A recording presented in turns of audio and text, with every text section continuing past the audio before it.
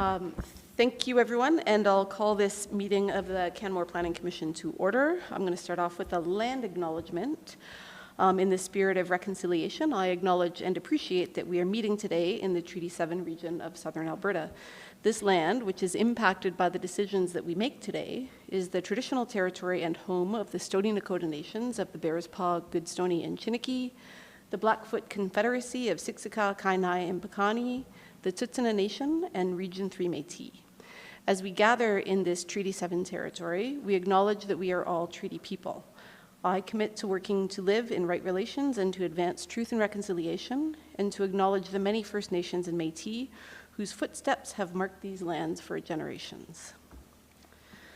So before the adoption of the agenda, I would now ask each member of the town's administration in attendance today to introduce themselves. Don't all jump at once. Sure. Hi, I'm Riley Weldon. I'm a development planner with the town of Canmore. Thank you. Good afternoon. My name is Lauren Miller. I'm the manager of planning and development for the town of Canmore. I'm Jolene Noel, and I'm the secretary for CPC. Thank you, and my name is Whitney Smithers, and I will be the chair for this hearing, so all questions and comments shall be directed through the chair. I'll ask the board members at this point to introduce themselves, starting on my right. Councillor Tanya Faubert. Sean Kennedy. Brian Talbot.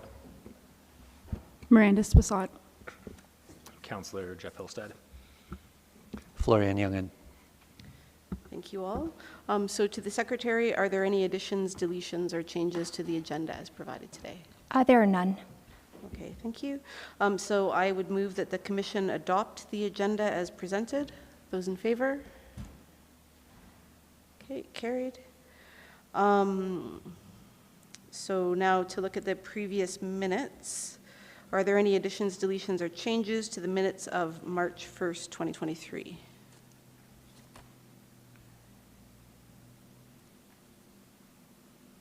Okay.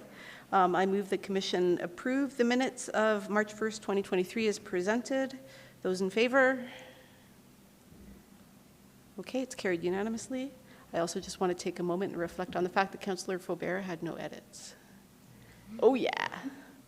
Okay, so the process this afternoon will be as follows. First, administration will present the matter before the commission. Commission members can then ask questions of clarifications of administration. Then at the commission's discretion, the applicant may be asked to make a presentation of their application, and that maximum time allotted for that is 5 minutes. Commission members may then ask questions of the applicant actually during or after the applicant's presentation. And then again, at the commission's discretion, any members of the public may be permitted to speak regarding the application. They have 3 minutes to speak. Commission members may ask questions of clarification to the applicant or administration. And then at my discretion, that time may be extended to allow for any interruptions. And I would just remind everyone that communication is to be respectful and on topic of the application. So with that, I'll now ask the development officer to make a presentation on application PL 2022-0303.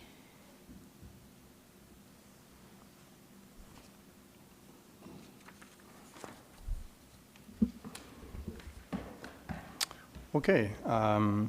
Thank you, Chair Smithers. Good afternoon, CPC. I would like to present to you development permit application PL 2022-0303, which is an application for a 98-unit visitor accommodation with a commercial retail unit for retail sales and an employee housing unit for your consideration and decision. This is an aerial photo of the site and the surrounding area looking northwest. The site fronts onto Bow Valley Trail at the north entrance of the town. It is the current location of the Rundle Mountain RV Park. The site is a little bit unique as it is one of the last parcels in this area to not have land provided for road widening. You can see this by the picture on the screen by the blue line. And that is when compared to the adjacent parcel front boundaries. The parcel is surrounded by other visitor accommodation developments, including a 101-unit visitor accommodation that is located directly to the north that is currently under construction.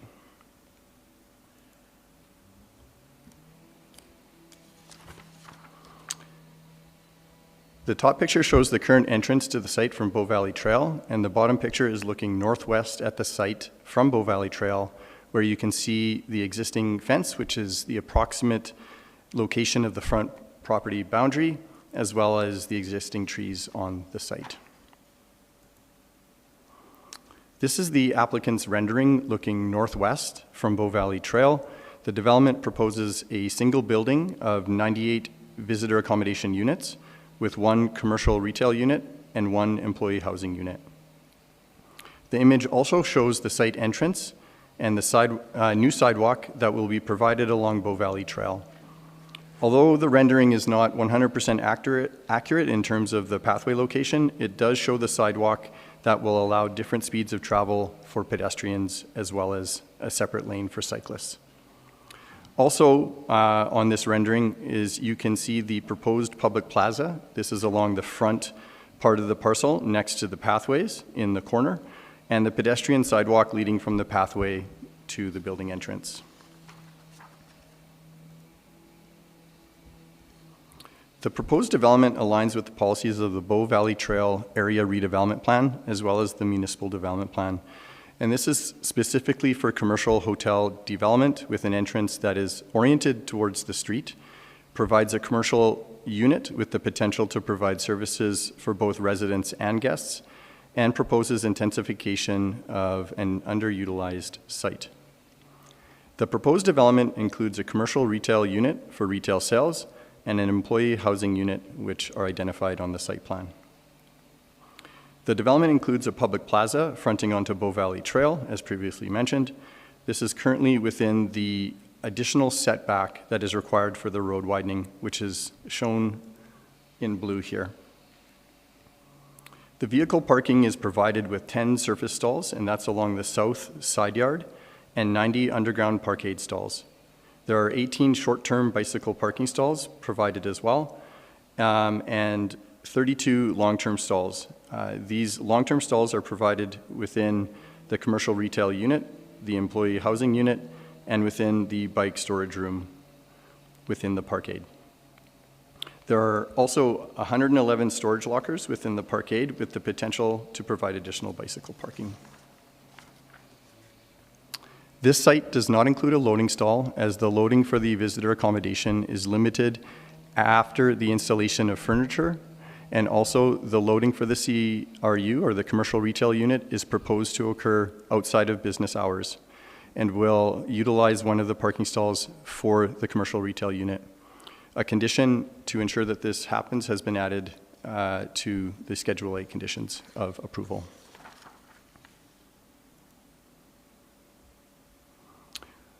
Overall, the proposed building does quite a good job of conforming to the community architectural and urban design standards and aligns with the Rocky Mountain architectural character for the town of Canmore. Some of the key elements of this design aesthetic are the cascading, steeply pitched roofs, having a distinct base, middle, and top areas, appropriate detailing, including wooden gable crossbeams and a lattice-style screen, the use of natural materials, including large timber beams, the use of relief and texture in the building facade, an acceptable color palette, and an entrance oriented to the street. It's important to note that a lumen retractable window system is also proposed for the balconies, allowing for four-season use of these areas, as well as additional insulation for the cooler months. And these can also be seen on this rendering.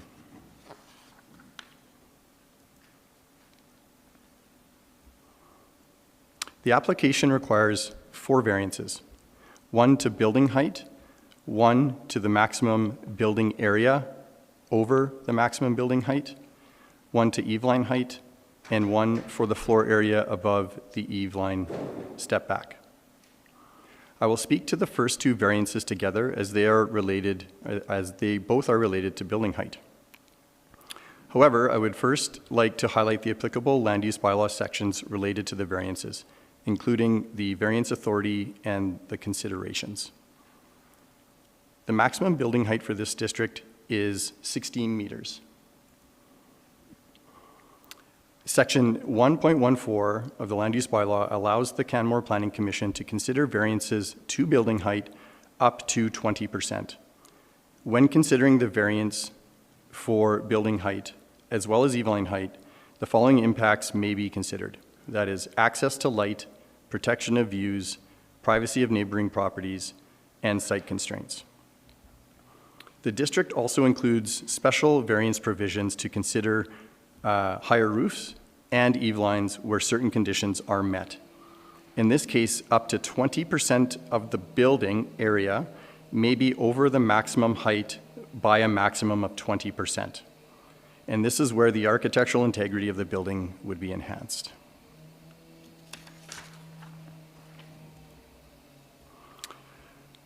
So the first variance. The first is a proposed variance to building height.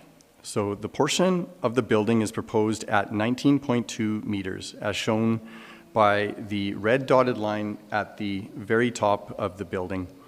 And this is opposed to the 16 meter height requirement listed in the land use bylaw and the district. And this is shown in blue within the top figure. The second variance is that 57.9% of the roof is located over the maximum building height as opposed to the maximum 20%, which is provided for in this district. The area of the roof over the maximum building height is shown in yellow in the bottom figure. The area over the building height consists of multiple steep roof pitches, which complements and reflects Canmore's Rocky Mountain architecture. It also incorporates a cascade of roofs within the front elevation with wooden crossbeams at the front facade as well. This enhances the architectural character of the building and breaks up the perception of massing and scale of the building, particularly the additional building height and area over the building height. Overall, the building does a fairly good job of meeting the criteria established, and administration is supportive of this variance. The third proposed variance is to eave-line height.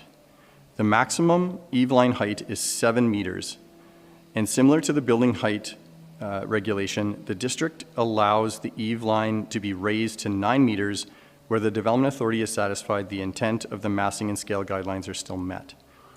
These relate to incorporating building articulation features and detailing that ensures the building is adequately broken up or divided, is visually interesting, and to minimize the mass and bulk of the building. So there are two proposed eave-line heights for the building. The first is on the front facade, which is the top figure. The green line shows the 7-meter eave-line height standard required by the land use bylaw. The red line shows the proposed 9-meter eave-line height. The area between the green line and the red line is the difference between the standard and the proposed variance, and this is 2 meters in height. The second proposed eave line is on the other facades of the building, shown here by the west building facade in the bottom figure. The green line shows the 7-meter eave line height standard required by the land use bylaw. The red line shows the proposed 13-meter eave line height. The area between the green line and the red line is the difference between the land use bylaw standard and the proposed location of the eave line, and this area is 6 meters in height. Again, this district includes special variance provisions to consider higher roofs and eave lines where certain conditions are met. In this case, consistency with the intent of the massing and scale section of the architectural guidelines. Overall, the building does a good job of meeting the criteria established by breaking up the building with numerous architectural design elements and details. As mentioned previously, Section 1.14 allows the Canmore Planning Commission to consider variances to building height and eave-line height and provides guidance on what impacts to consider. These include access to light, protection of views, privacy of neighboring properties, and site constraints. The applicant submitted a sun, shadow, and viewshed study with the application to demonstrate the impact of access to light shadow, and views of the proposed development on the adjacent properties. The figure on the screen shows the result of the study. The figure shows the shadow the building will cast at different times of the day at the spring or fall equinox. These are, at 10 a.m., the shadow is shown to fall across the north property line just at the adjacent building. Similarly, the shadow is shown to fall across the adjacent property to the south at 4 p.m.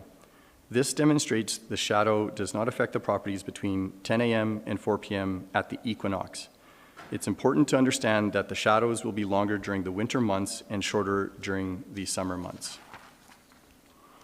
The figure also shows view sheds from specific points on the adjacent buildings. These are shown by the yellow triangles on the figure. The figure demonstrates how specific views of the southern mountains will be maintained, while some view sheds will be affected, particularly from the front of the adjacent buildings looking south. It is important to note that the building is set back from the south side property line by approximately 12 meters. The standard side yard setback is 3 meters, and so this is approximately 4 times further away from the shared property lines for the south property line. Similarly, on the north side yard, the adjacent building is located about 15 meters from the subject property line, and this is due to the 10-meter municipal reserve parcel between these two parcels, as well as the building setback within its own parcel itself. So this demonstrates there is some impact to access to light and views of neighboring properties. However, the impact is determined to be acceptable, largely due to the amount of space provided between the proposed buildings and the adjacent buildings. And this is when compared to the effect of the building built to town standards, i.e. the setbacks and the heights that would otherwise be built. Based on the degree of building articulation and detailing, as well as the minimized impact to the adjacent properties, administration is supportive of the building height and eave-line height variances. The fourth variance is to the minimum percent of building step back above the eave line. The regulation requires that a minimum of 70% of the front building elevation is to be stepped back from back above where the eave line is located. The application proposes approximately 30% of the building is stepped back, as opposed to the minimum 70. The red line shows the proposed 9-meter eave line height and the point of the front facade where the floor should be incorporated into the roof and where the building should be stepped back a minimum of 70% of the elevation.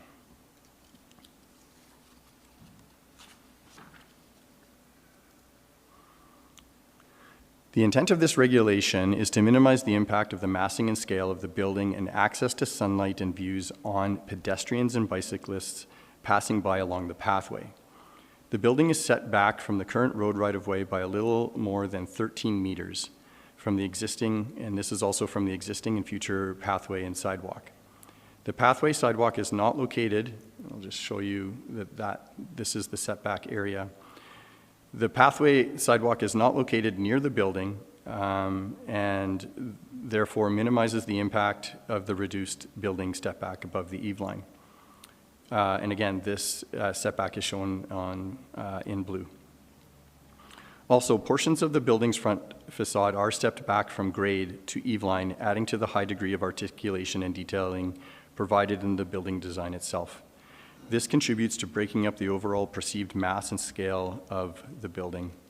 The distance from the road right-of-way and high degree of building articulation and detailing contributes to mitigating the impact caused by the reduced front facade stepped back floor area above the eave line, and therefore planning supports this variance as well.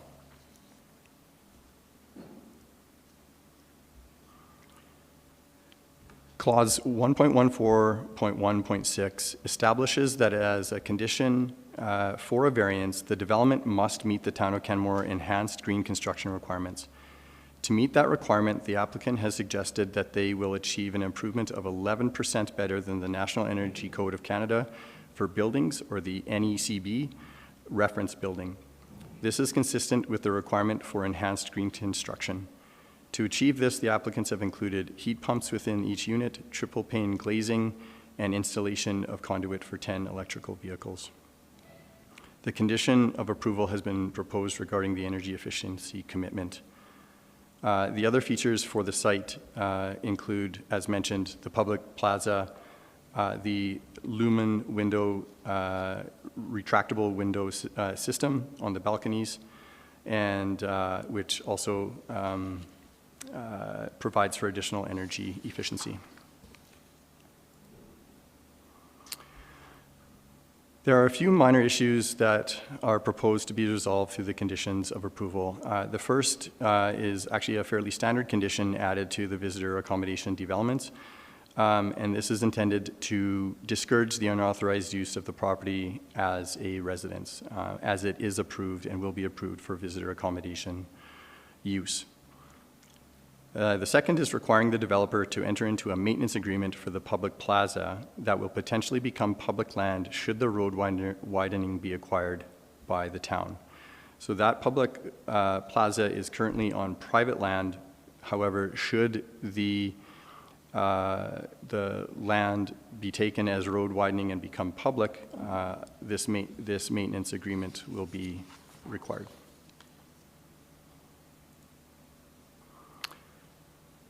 In summary, this application is for a permitted use as well as a discretionary use for the employee housing, with the requirements of the land use bylaw and community architectural and urban design standards being met, with the exception of the building height, building area above the building height, the eave-line height, and the building step-back requirements. Administration's recommendation is to approve the proposed development subject to the conditions proposed in the Schedule A. That concludes my presentation, and I'm happy to answer any questions that the members may have. Okay, Thank thank you, you. Mr. Weldon. Are there any questions for Mr. Weldon? Okay. Go for it. Through the chair, Riley, sorry to ask you this, but what is the long-term plan for that road widening? Through the chair, that is a great question. So the road widening is typically taken, and unfortunately, someone from engineering isn't here to address this directly. We do have someone online. They weren't able to make it today as they were a little under the weather, but we will ask that question. But my understanding is that the additional land that was taken for road widening in the past was based on the intent to twin Bow Valley Trail, so to add additional lanes for Bow Valley Trail.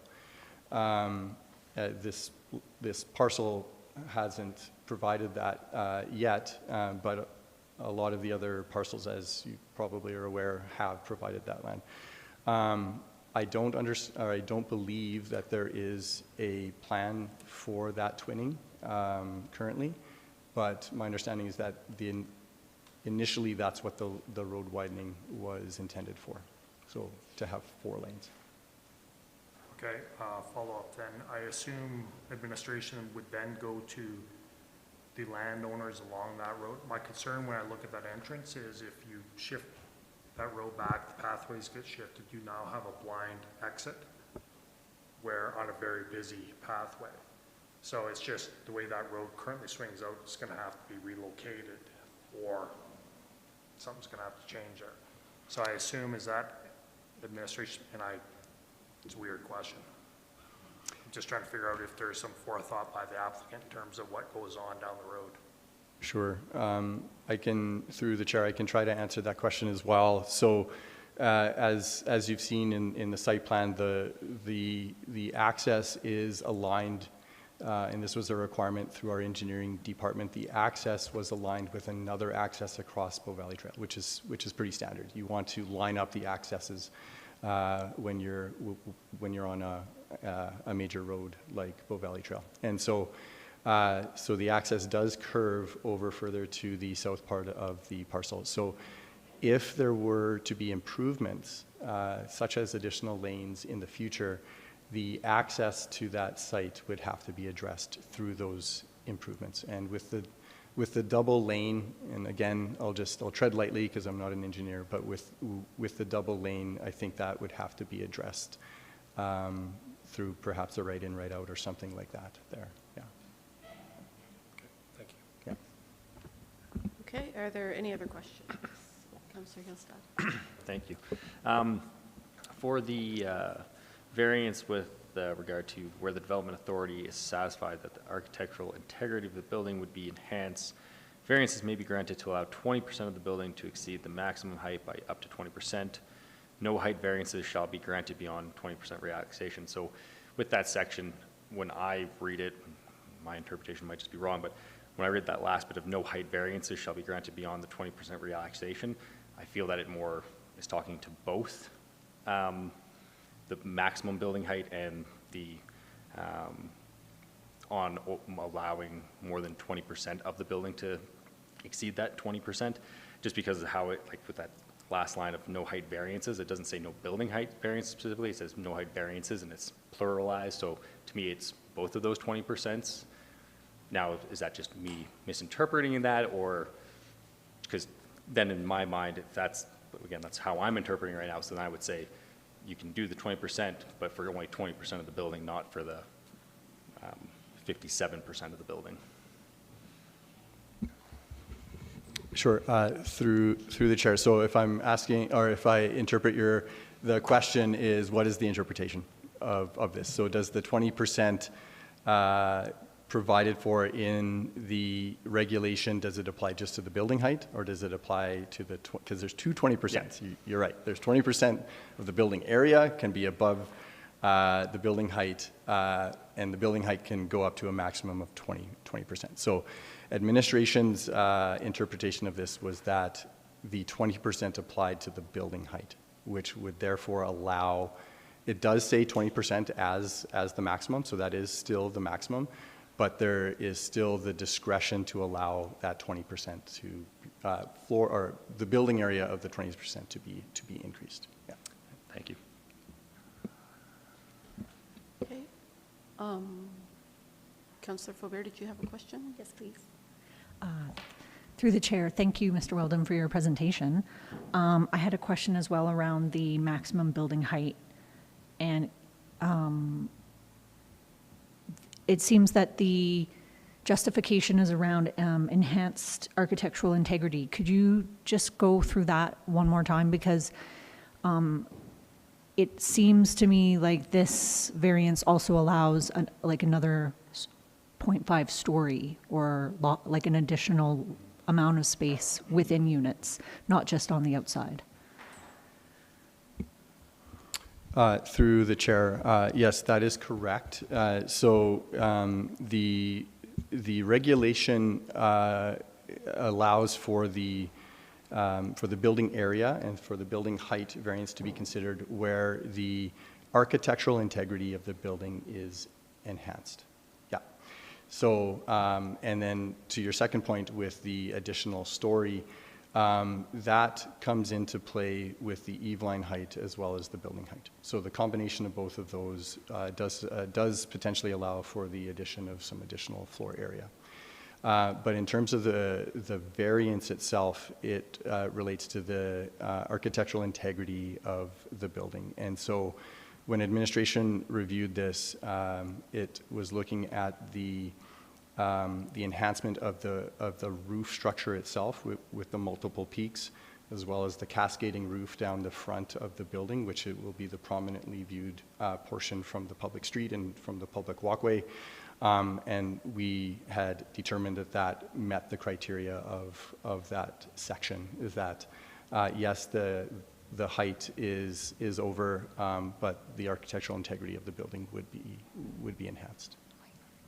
And a follow-up, just in relation to the improvements beyond our green building standards, at an 11%, I don't have it memorized what exactly it was in terms of what what they're offering. But can you help me understand how that is above what we currently require? Is it 11% performance? Sure, through the chair. So our enhanced building construction, what our requirements are is that For a commercial use, you just have to do better. So, so right now, so there's a reference house. You have the National Energy Code for buildings. It has a set standard for a reference house that they use because they need to compare it to something. And so that's the reference house. So that's kind of the standard. And so the town requires that you need to do better than that. So, but it doesn't specify by how much. It doesn't say minimum of 10%. It doesn't say a minimum of 5% or 20 or whatever that is. And so administration works with the applicant to try to get as much energy performance through the building as we can. And in this case, it is 11% better.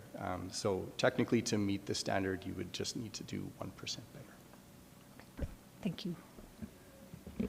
A follow-up on that, and then over to Mr. Talbot. Just, do you have a sense of what that percentage would be under the Tier 1 requirements that are going to come into effect next spring? Sure, yeah, and for those that might not be aware, there are new standards that will be coming into effect next spring, and I believe those are provincially mandated targets. So yeah, I do. There was some work because there's a lot of discussion about what this new target is going to be. The target is going to be measured in tiers. So there's going to be a Tier 1, a Tier 2, a Tier 3, and these are going to be improvements that are going to happen over time, starting with Tier 1. And so the 11% where that will fit in is Tier 3. So it will be better by 2 tiers, I guess, if we're going to use that standard now. That'll come in for next spring. Yeah. That's great. It's good to know that the town framework as is pushes people to do more than Tier 1. I'm happy to hear that. That's right. Mr. Talbot, you had a question. This is along the lines of, on the green, there was 10 conduits proposed by the applicant, I understand, for EV. There's 98 stalls underground, 10 above. Are these conduits, I assume, are all proposed within the structure itself and not exterior? Given this is a strata-tile project, I assume, is that correct? Sorry, can you ask? Condominiumized. Condominium? Is it going to be, this may be a question for the applicant. Sorry, yeah, I'm not sure if the plan is to condominiumize or not. Yeah. Is it going to be a condominium? So my question then is, you are going to take 10 of those stalls and run conduits to them. How do you plan to, are these titled stalls? Okay, so it's, okay, I think you answered my question then. My concern was that these aren't accessible to people with cars and get jammed in someone else's stall, so they're not functional, okay? Thank you. Okay. Mr. Kennedy. Oh, turn your mic on too. I hate talking to the mic through the chair. Just don't look at it. I can't, now I'm going to look at it. When we're talking about 3% better than the National Building Code, is that based on volume or is it based on square footage of the building?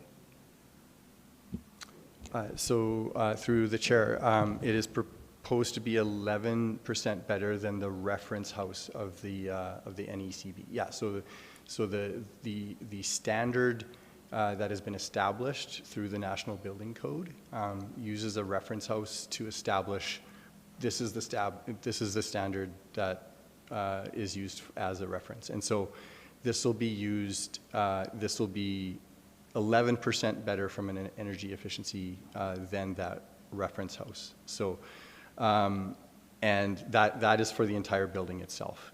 That's not each individual unit but yeah, that is looking at it from the entire building perspective. So if it was the entire building, I'm just ignorance on my part, if we didn't allow the variance, if they stayed with the same building that they're proposing, it still would be 11% better. It would just be a slightly smaller building. Through the chair, that's a great question.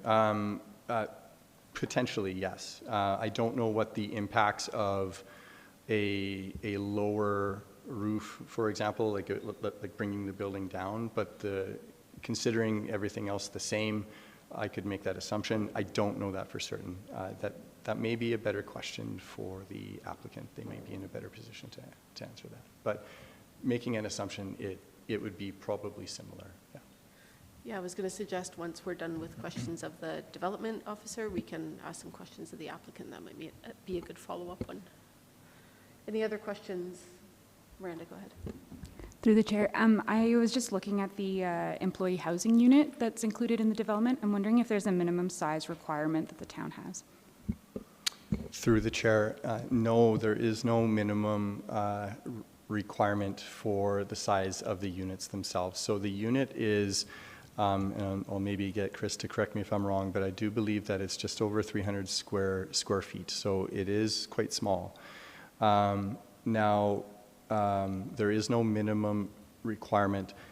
The lens that I viewed the size of the employee housing was also comparable to more of a kind of a tiny home trend. Right? It is small. It is a studio. I recently came back from Europe. I was in a lot of very small rooms that were extremely efficient with their space. So I do believe that, although it is quite small, that it does provide an adequate living space as a studio suite for one person. Okay. Any other questions of the development officer? No? Okay, I do have a few. One is the public plaza at the front of the project. It appears that it's pretty heavily landscaped along that interface between the public realm and the private property itself. Was there discussion about maybe how to make that more permeable if the intent is to have it actually be a public space as it's indicated in the drawing?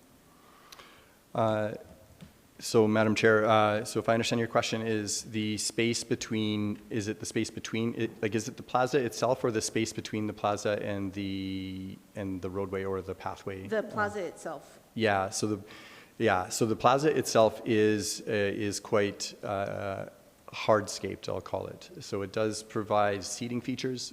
It will be of, I believe, a concrete in nature, so it'll provide an area for folks to sit. So we can if the CPC would like administration to work with the applicant to add more soft landscaping into it to increase the permeability. I think there is some opportunity for that, even post-decision. But right now it is fairly hardscaped. So my question wasn't so much about the hardscaping of the plaza itself. I appreciate that there's stone seating and whatnot. I was referencing more the landscaping in between the plaza and the pathway, right? Okay. If it's a public plaza, you'd think that there'd be more opportunity for kind of a more permeable interface between that pathway and the plaza itself. Gotcha. Or maybe it's not intended to be a public plaza, it's just labeled that in the plan. Right. And I could ask the question of the applicant as well, but I'd Sure. like to hear your No, thoughts. I understand. Sorry, the permeability.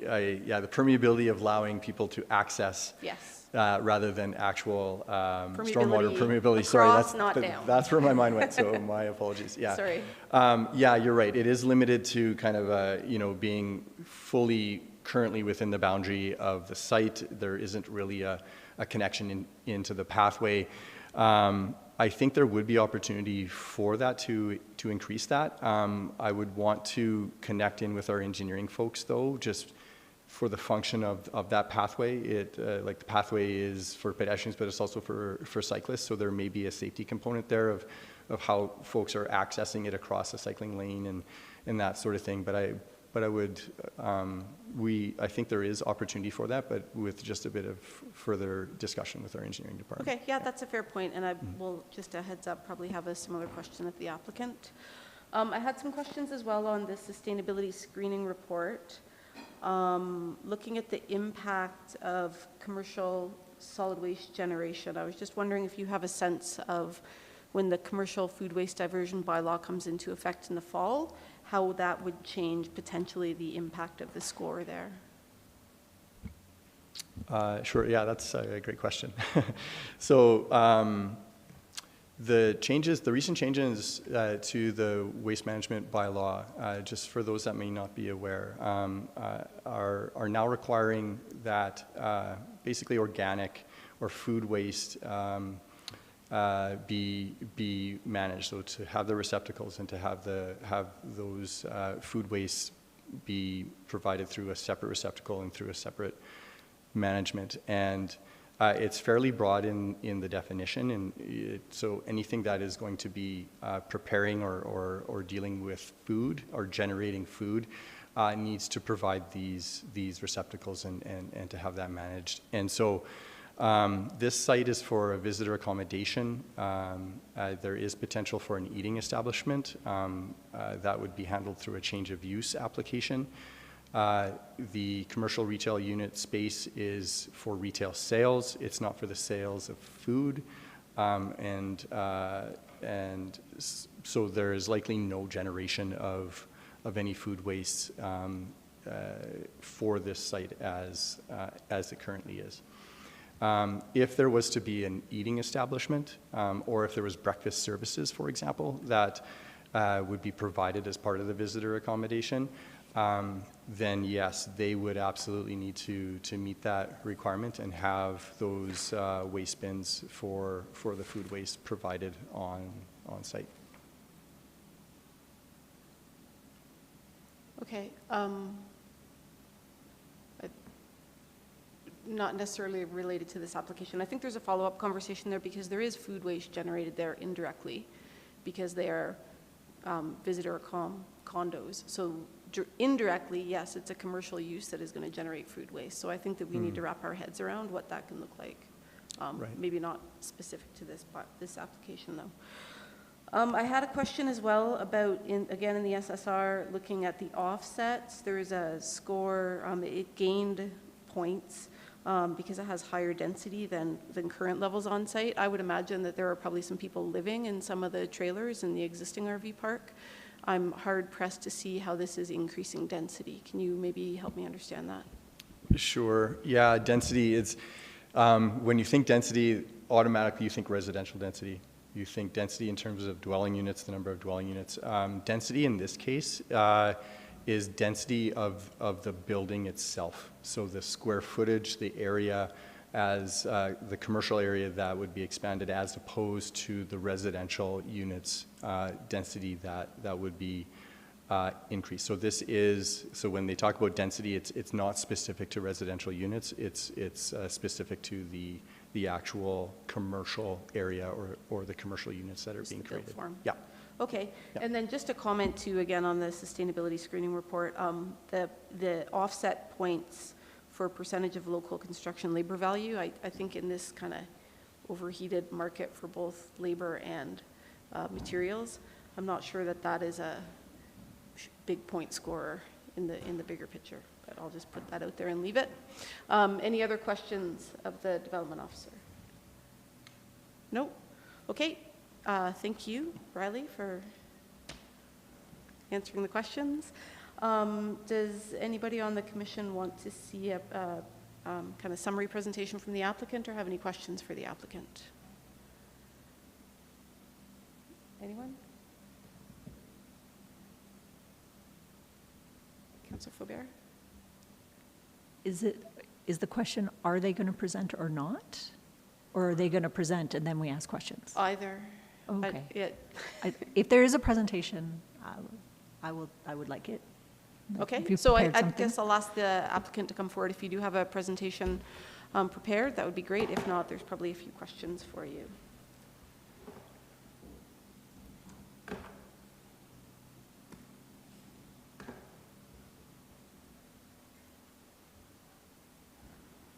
Okay.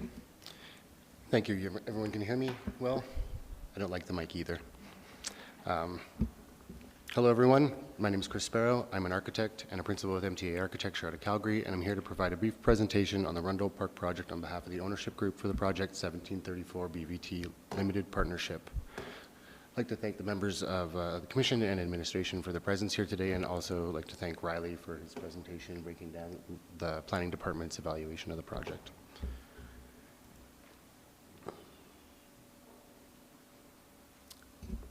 I didn't realize I'd only have 5 minutes, so I put together a pretty extensive presentation, but I'll try to hit on some high notes that I think will give you guys some additional information to help support you in your decision.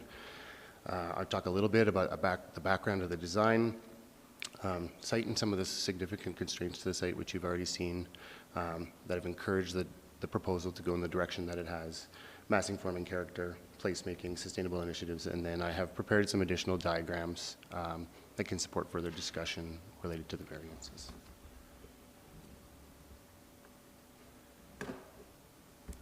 So in front of you, I have a diagram of the site.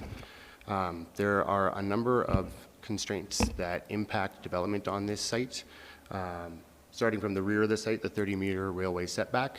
The site is narrow enough that a building form could be placed directly along the rear setback across the entirety of the site. However, in consideration of the potential impact of acoustics from trains, we always choose to try to keep as much of the development away from the train tracks as possible. Second constraint would be the 12.8 meter Bow Valley Trail setback. That sterilizes 17% of the site and reduces the developable area and FAR on the site by 18,000 square feet. And so it's very important for the developer that the balance of the site be optimized and utilized as much as possible to overcome the inability to recoup costs for purchasing that land that can't be developed. And thirdly, the site access point, which was raised by one of the members of the commission. At engineering's request, the site access point has been located where it is to improve safety along Bow Valley Trail, initiative that's certainly worthwhile. In addition, it was requested by engineering that access point come into the future sort of portion of the site as directly as possible to minimize any requirements for rework or reorganization of that access point should additional road widening occur. That has the impact of sterilizing a significant portion of the northeast side of the site on the bottom 2 floors, at least for development, which has encouraged us to sort of find alternate ways to make sure that we can get that development potential in there so the project can remain viable. Some of the virtues of the proposal that are in front of you.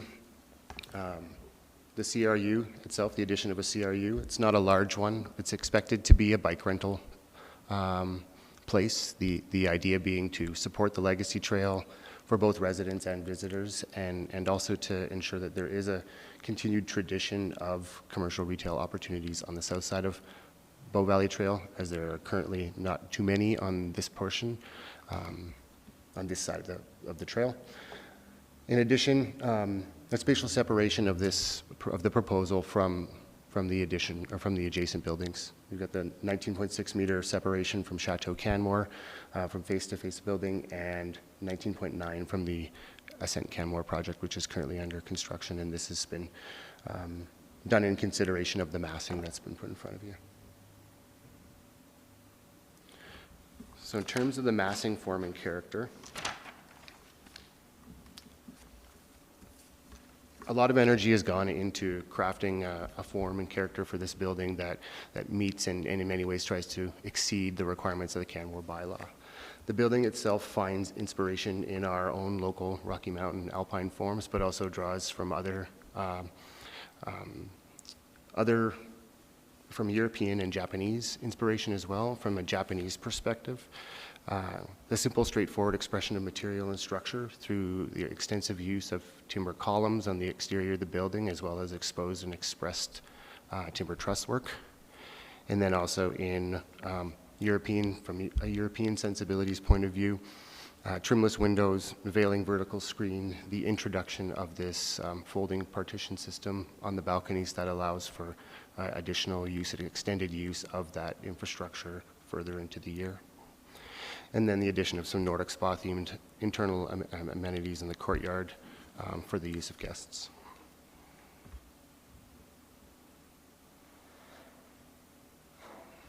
This is an image here that I think better communicates the way that the elements of the building have been proposed. We do have this very expressive representation of the structure on the exterior of the building, in addition to timber structure and sort of conventional approach to cladding, a vertical screen has been introduced. The intent here is to provide additional visual interest to the facade of the building, breaking up the mass. It's not intended to be a replacement for the eave line that needs to be, or that we're proposing to have increased, but it's been included to include additional interest and in an attempt to ensure that the project is doing all it can to exceed the requirements of the bylaw. This is a rendering from the CP rail side of the site. What's key here is we'd like to demonstrate that we haven't sort of shirked our responsibilities in terms of the design of the elevations on the rear and the sides of the buildings. The energy in the expressed timber framing and truss work, as well as the screen, wrap around the building, wrap around the wings and into the rear of the building. What I also think this image shows really well is that we're proposing a complete roof. As much as we possibly can, we want to keep the hips and the peaks of the roof lines. We're not looking to try to drive it back and shave it off and kind of jam more floor area deeper into the project. It's an honest reflection of an alpine roof, and it does some wonderful things when sunlight shines on it. And this is an image from the courtyard from eye level.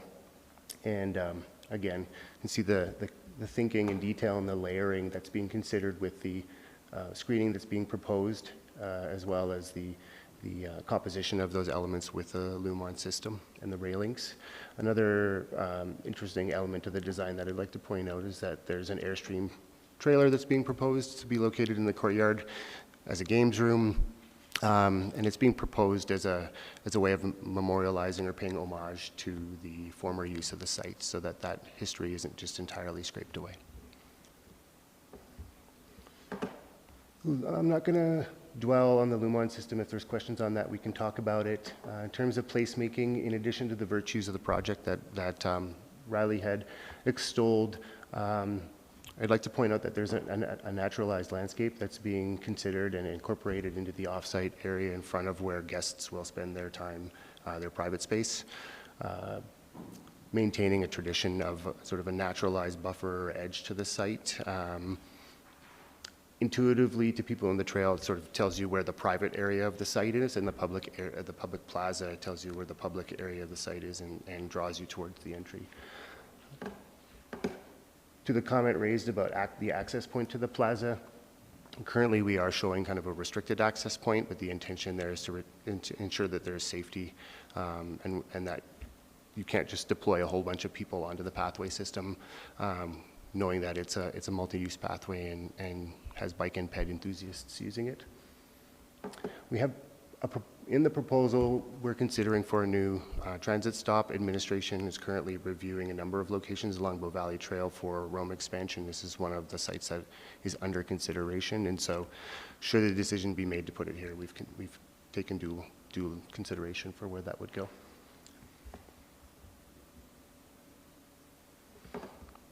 In terms of the sustainable initiatives, to answer another question that was raised during the initial comments, the 10 EV stalls are proposed to be the 10 stalls that are immediately encountered upon entering the parking garage, and although this will be a stratted project, the parking stalls will not be titled. In addition, through quite a bit of consultation with administration, it was determined that adding an employee unit would provide a benefit for the small CRU that is there, and also in light of the housing challenges that the municipality currently faces. And so the developer has graciously agreed to provide one.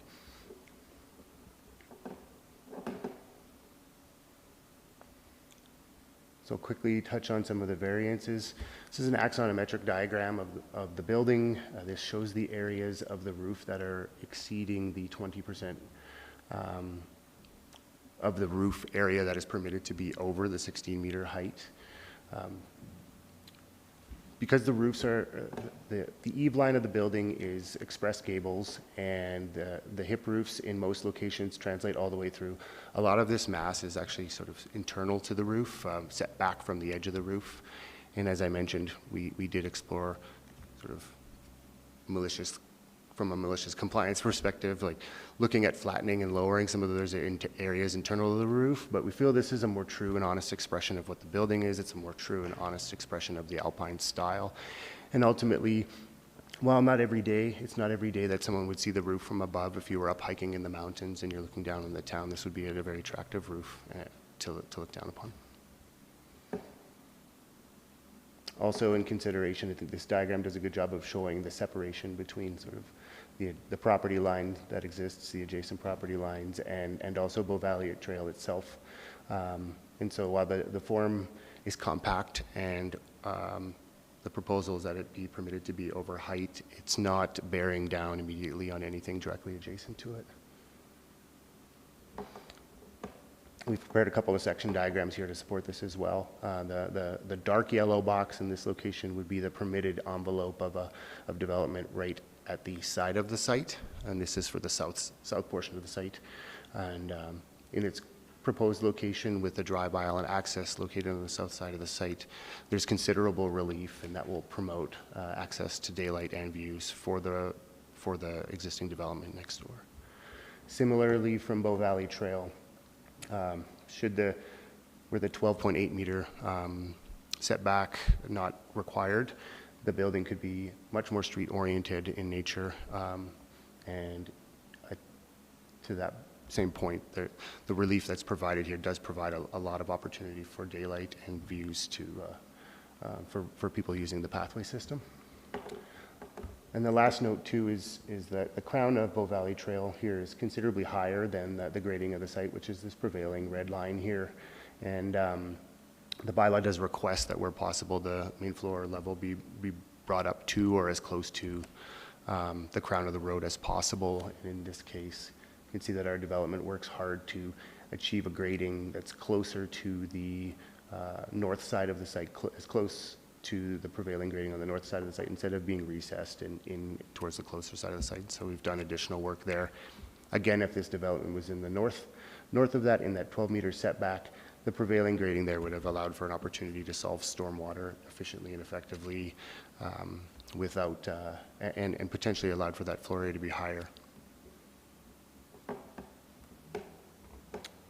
And quickly on the eave lines, I think I can take questions on this if we'd like. Lastly, I'd just like to talk about the floor area setback. Per the presentation given by administration, the yellow areas hatched in the plan here represent the step back immediately above the eave. In accordance, in an attempt to maintain the intent, but maybe not necessarily comply with the wording directly of that clause, the building continues to step back as a part of this interwoven sort of series of gables on the front side of the building. You can see in the diagram here that there is a sort of vertical terracing that happens, but also, in terms of distance, they step back continuously as well, and so they sort of fall away from the street in a staggered manner, and the loft areas above in those units are stepping away as well. And ultimately, when those areas of step back are considered together in aggregation, it results in a much closer number to the required percentage of 70%, and that's 60% overall. And that concludes my presentation. I'd be happy to take any questions, and we can always flip back and take a look at any slides in additional detail if you'd like. Okay, thank you very much for that. Councillor Hillstad. Thank you, through the chair. On the roof plan, it shows a few roofs, like it's got the roof above the 20%, and there's spots where it shows saddles, and then there's spots where it doesn't show saddles, but I would assume there would be saddles there, because if not, I would see a lot of problems, which that would also potentially change and actually increase the amount that's above the 20%, because on the renderings, I see saddles in certain spots, but then on different parts, I don't see saddles. So I'm just trying to figure out, if indeed on the front, I think on the front facade there, there's gaps between the red where it's white, like, are there no saddles there? Because then you just have two roofs coming together and you have one, again, as a roofer, that's a horrible spot. So, Yes, yeah. there are saddles there, and they are reflected in the roof plan and the development permit, and I think they've just been cleaned up on this model for, to show the clarity of the roof intent. Okay. Those saddles would be obviously above the threshold and contributing to the overhang. Yeah. Okay, any other questions of the applicants? No. So I would like you to speak back to the public plaza. I certainly appreciate the safety concerns. It's still not clear to me, though, how that will read as a public space, if that is the intent. Well, the intention here is obviously to provide, maybe not obviously, sorry.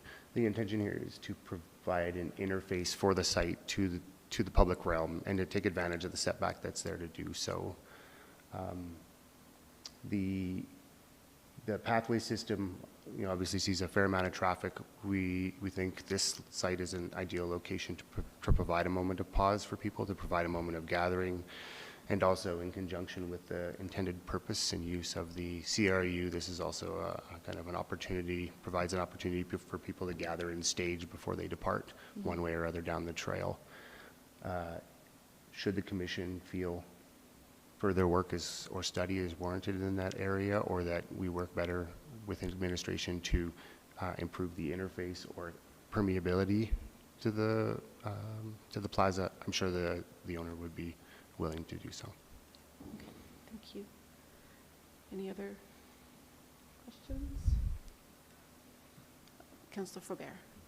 Could you go over the lumen windows, please? Through the chair. Thank you. And thank you for your presentation, Mr. Sparrow. Am I supposed to say through the chair? I don't know. Whatever. Whatever. Okay. I think that's in the bylaw. However you want me to do it. Yeah, it's all good.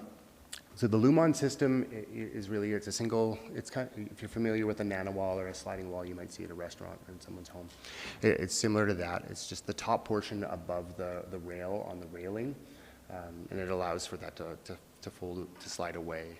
What it doesn't do is it doesn't completely seal the interior of that space. It's got gaps in between it to allow airflow to continue, but what it does do is it operates as a second skin, and it mediates the temperature between the inside of the building and the exterior environment.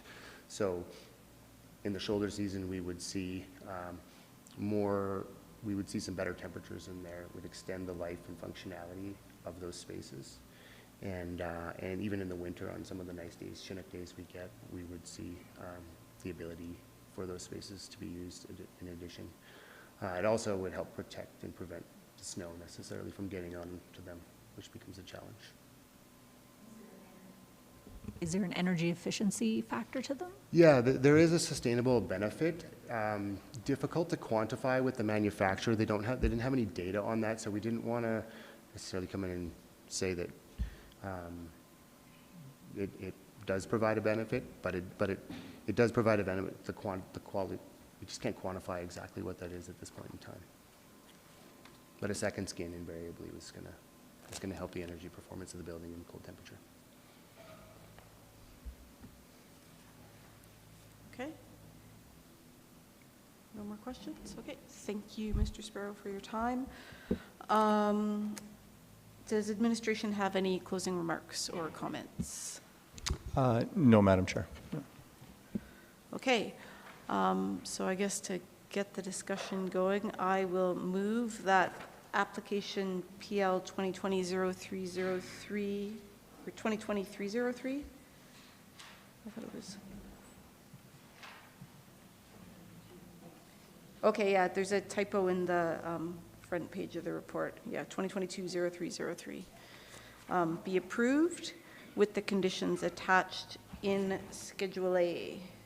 So can I have somebody move that? Is that, yeah? Mover, anybody? I so move. Councillor Faubert.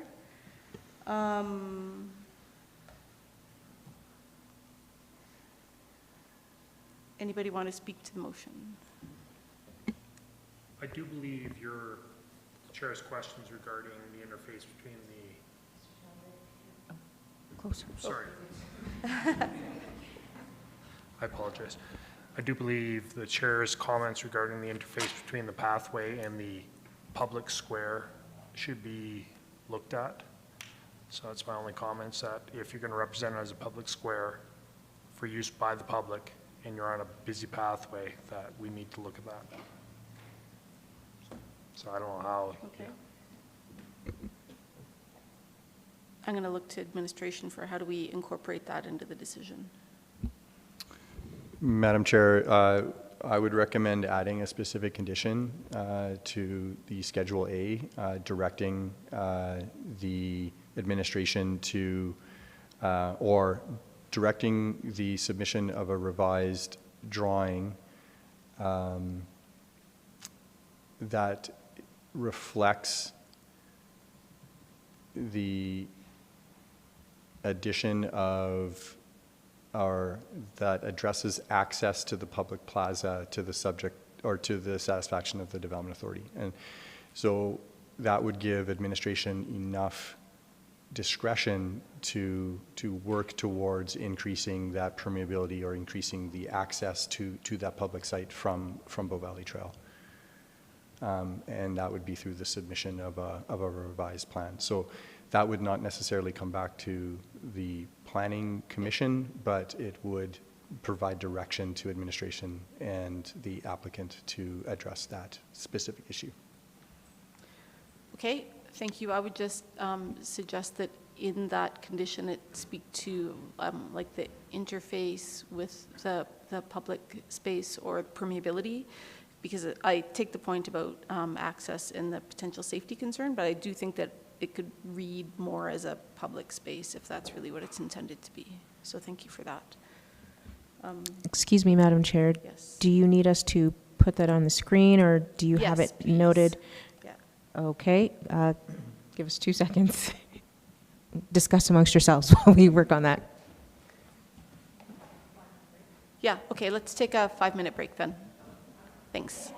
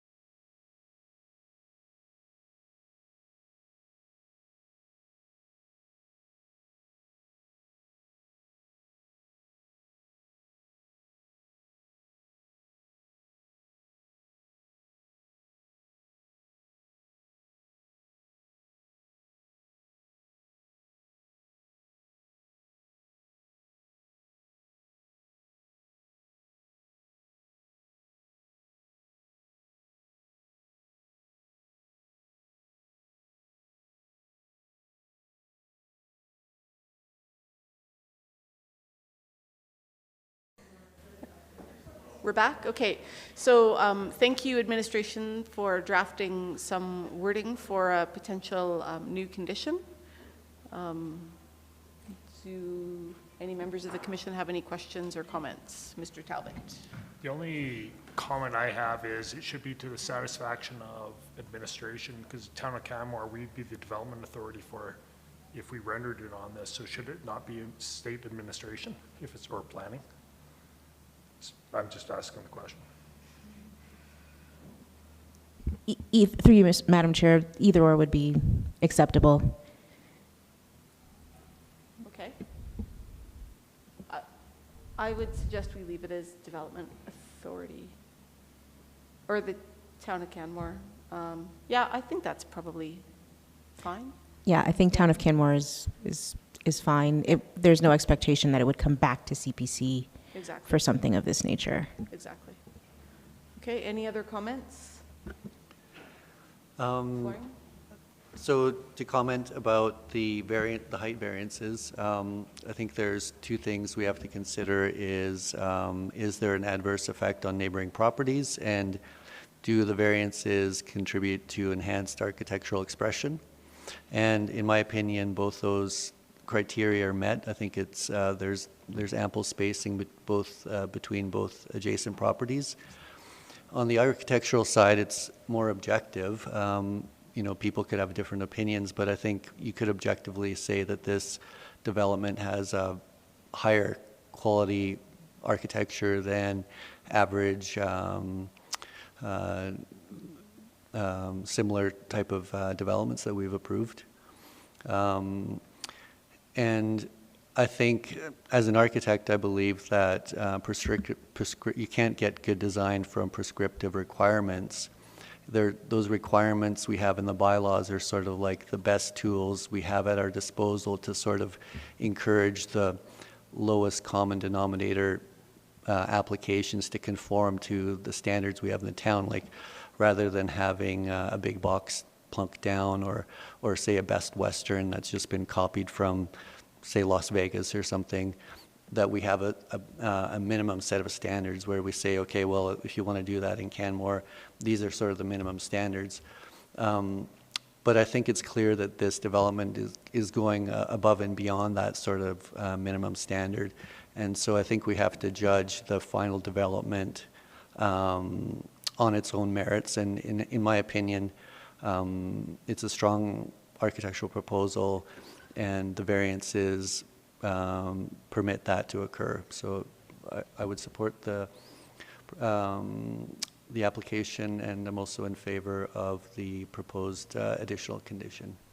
Okay, thank you, Mr. Youngan. I think to deal with the amended condition, Mr. Talbot, did you want to make a motion on that? Yes, I'll make a motion that the language provided by administration is added to specific conditions of Schedule A of the package. Okay, and is there a seconder? I'll give it to Mr. Youngan. And then we'll vote all in favor. Okay, so that's carried. So now back to the main motion on the decision. Anybody else have any comments? Councillor Faubert. Thank you. I appreciate the comments of my colleague, Mr. Youngan, on the architectural enhancements relative to the variance on the height. I think that a height variance is an important thing to look at critically. I don't think good decisions are made just by opposing variances because they're variances. And when I look at what's being asked of us to consider in this specific case, one of the tools that we have in the land use bylaw for increased energy efficiency is to consider variances. And I think that it's really important to consider that that is one of the only tools that we have as a municipality to see increased energy efficiency, reduction of greenhouse gases, and to meet, climate targets. That there is definitely support in our community that buildings meet. I appreciate that Mr. Weldon was able to articulated in terms of tier 1, 2, 3, because being at tier 3, I think, is a significant improvement from what the minimum standard requirement is going to be. And for that reason, I am in support of the application. So thank you.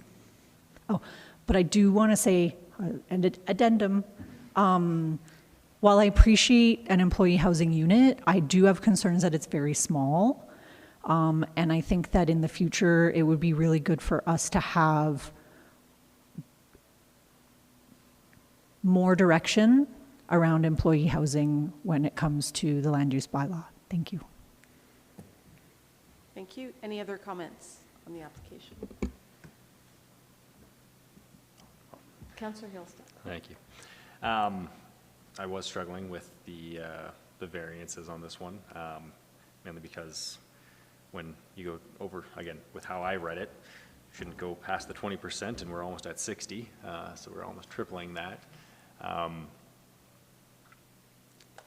But from the presentation and just from hearing my colleagues, I am willing to support this application. I still don't really love some of the variances, just the sheer percentage that they're taking, but I do understand part of the reason why is, because of those saddles which are needed on the roofs to make them function. So due to that, I think I will be able to support this application. Okay, thank you.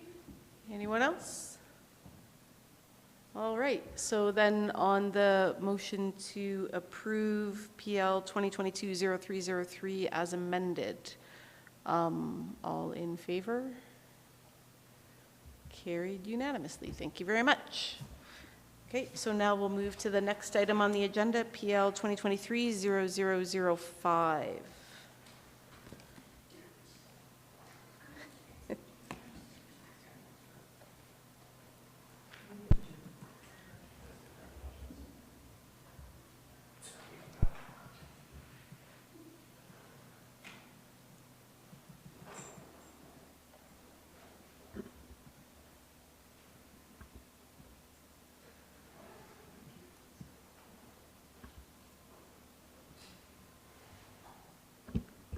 Okay. Thank you. I am here again to present development permit application PL 2023-0005, which is an application for an excavation, stripping, and grading for your consideration and decision. Excuse me. The Town of Canmore administration received an application for an excavation, stripping, and grading permit for 1 Silvertip Trail. You can see an aerial photo on the screen. You may recognize this site as the former Holiday Inn.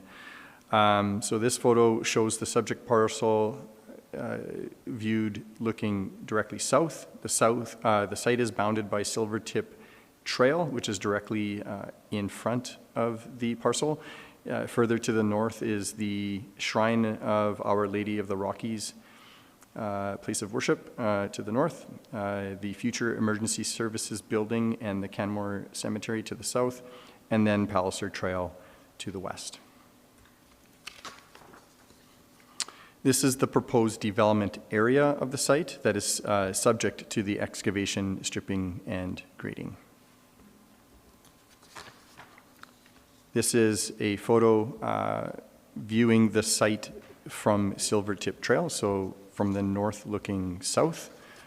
And then again, just a little bit up Silvertip Trail, a little bit further to the east, is another view of the development site. And you can see the Ultralink power lines that cut through this site as well.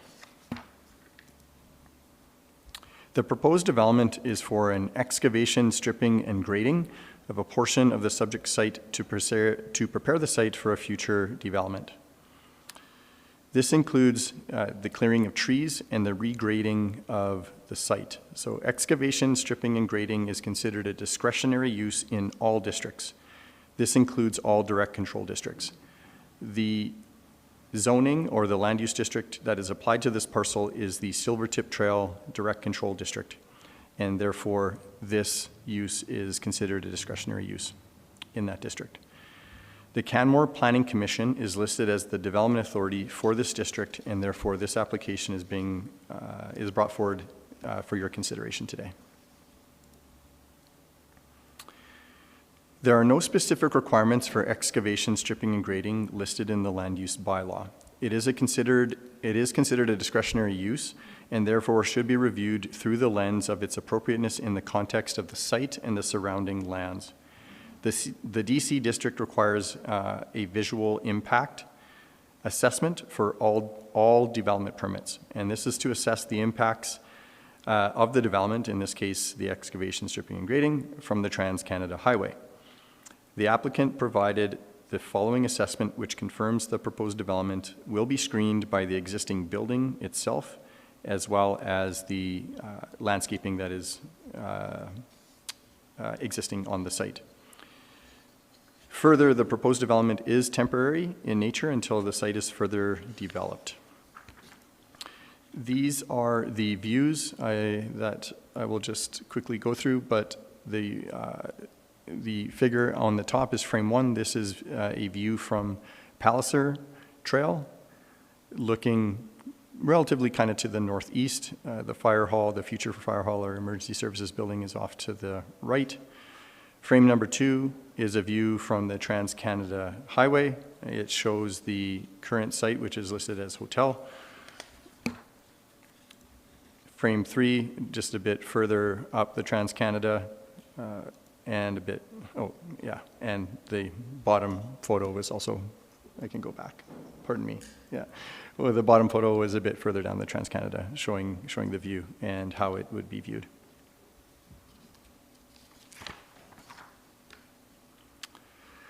Another consideration is the proposed development's location relative to the lower Silvertip Wildlife Corridor.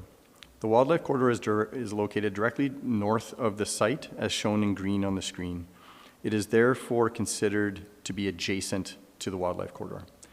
The MDP provides direction regarding adjacent developments, particularly if an environmental impact study is required based on the type, intensity, and scope of the proposed development. Administration determined that an environmental impact study was not required for the proposed excavation, good Lord, stripping and grading due to the retention of trees along the site boundary and the temporary nature of the development itself. Further review and analysis is being undertaken through the development permit application for the future development in this area of the site. The town requires the submission of an erosion and sediment control plan and a construction management plan for this excavation, stripping, and grading application. These documents are reviewed and approved by the town's engineering department, who evaluate the information against the applicable town standards. The erosion and sediment control plan and construction management plan were not included in the CPC report, and I apologize to the Commission for this omission. The purpose of these documents, however, is to ensure that the work mitigates and controls the impacts that may arise due to the development or the work itself.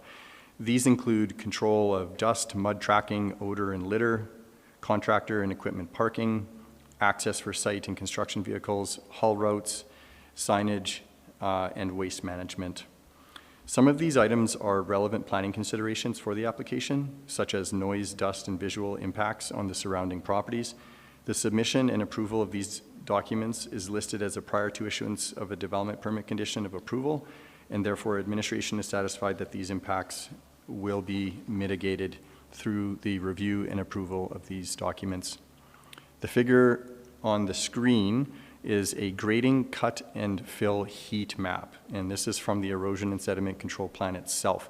So I don't expect the Planning Commission to get into the details of this, but what it does show is the extent of the work that's occurring on the site. So the area of the site that will be graded and regraded as planned. And so as you can see, if you can hopefully see my cursor, you can see that this area here is going to be left remain untouched in terms of the grading, as well as this portion of the site over here.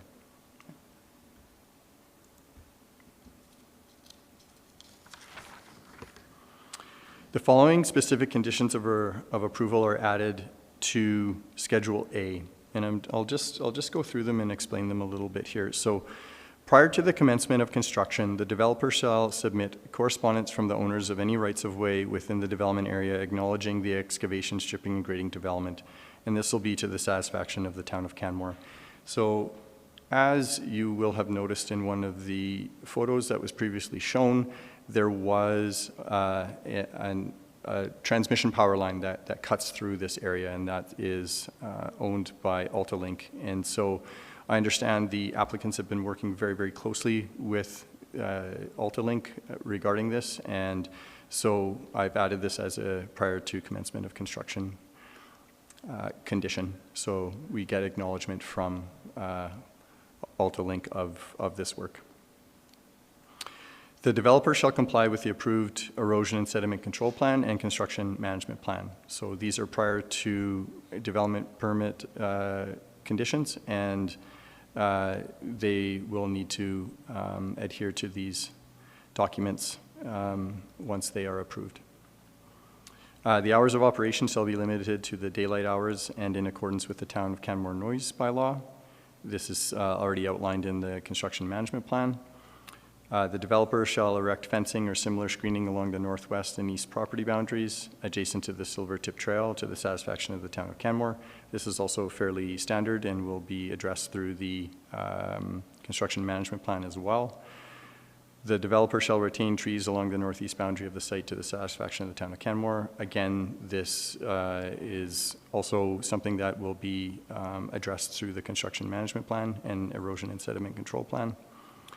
And then lastly, this last condition is that the developer shall remediate the approved development area to the satisfaction of the Town of Canmore should additional development of the approved development area not commence within 9 months of the commencement of the excavation, stripping, and grading. So the remediation may include sediment, erosion, and dust control, and landscaping and other aesthetic measures. So this is taken directly from the regulation itself. That's in section, in the administration section, where the excavation, stripping, and grading is listed as a use in all districts. And so what this is it speaks to the timing. So this work is to prepare the site for a future development. So if that development does not occur within a certain period, then what this is saying is that the site would then have to be remediated because the future development hasn't occurred. And so 9 months is listed in that section of the land use bylaw, and therefore the 9 months has been added here as well.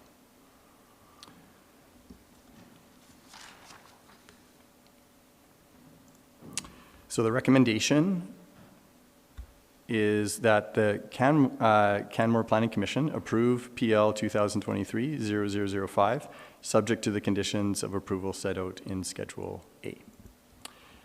That concludes my presentation. I'm happy to answer any questions that you may have. Okay, thank you, Mr. Weldon. Any questions for the Development Authority? Mr. Talbot. Is administration in discussions with the applicant regarding a development permit?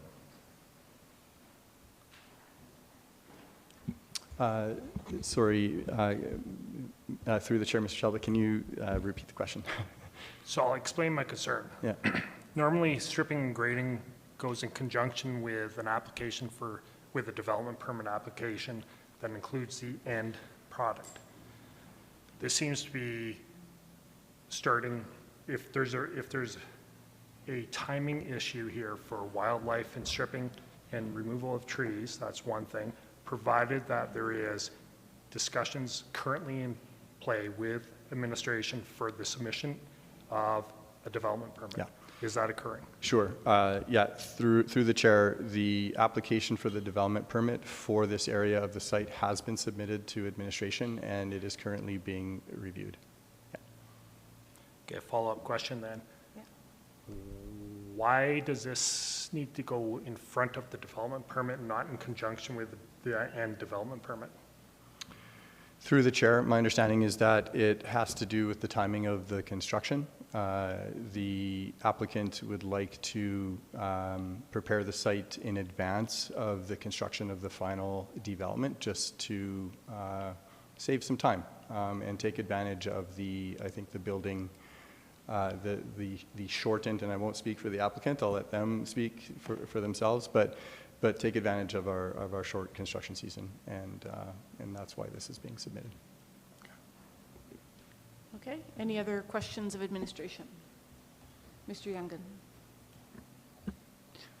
Through the chair, I had a similar question. I'm just trying to understand really what the purpose of this development is, and maybe those questions are better directed to the applicant. But in terms of questions for administration, I guess one of my concerns would also be adjacency to the cemetery, which I think is sort of a sensitive adjacency.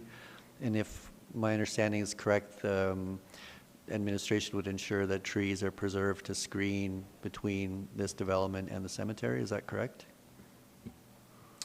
Through the chair, yeah, that is one of the reasons for the conditions and the way that the conditions were worded.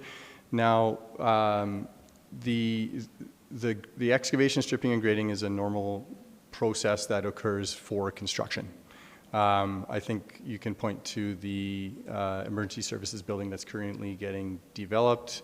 It happens over a longer period of time. So what is happening here is that this is just coming in advance of the approval of the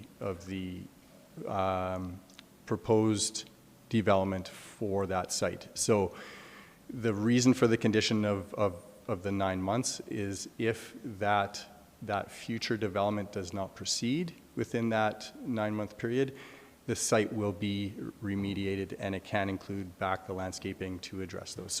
So really we're looking at a window of 9 months where either the site will begin its future development, or that the excavation, stripping, and grading will remain on this site. Yeah. Could I just make a follow-up question then? If I understand correctly, there's nothing in the bylaw that would require screening between this development and the cemetery. Through the chair, that is correct. There's no requirement related to excavation, stripping, and grading within the land use bylaw. However, it is a discretionary use, so we look at it through that lens. And so by doing such, we look at what is proposed, what are the proposed impacts, and can they be mitigated. And so the temporary nature of this, as well as I think some of the preservations of the existing trees, yeah, those are the reasons why administration is recommending approval for this. Yeah. Okay, Mr. Kennedy, and then Ms. Bessop after that. Through the chair, 9 months would put them into the winter. If it delayed, and the first thing they'd have to do would be break ground for foundations, is that reasonable, or did we consider 12 months that would get them back into a proper building envelope? Through the chair, yes, I did consider 12 months. That is something that the Planning Commission can also consider. The reason for the 9 months is because I took the wording directly from the regulation that's related to the remediation or the proceeding of the construction. So the 9 months comes specifically from that regulation. And so that's why the condition was worded as such. But it can be modified to allow a longer period, to the 12-month period, to allow for that consideration as well. Yeah. Thank you. Ms. Bessop. Thank you. Through the chair, I would like to thank my colleagues. I had the same questions around, I guess, the sequencing of the applications and the separation. And I'm just wondering if administration, if you could provide a bit more, I guess, clarification on the extent of trees that are going to be maintained in the area. I believe you mentioned the northeast corner of the site. Is that the majority of the trees remaining? Is it only a handful? If you maybe could just provide a bit more detail on that area. Sure, and I may change, if I can, I'll bring up the heat map again and I can show you the extent. Just hang on.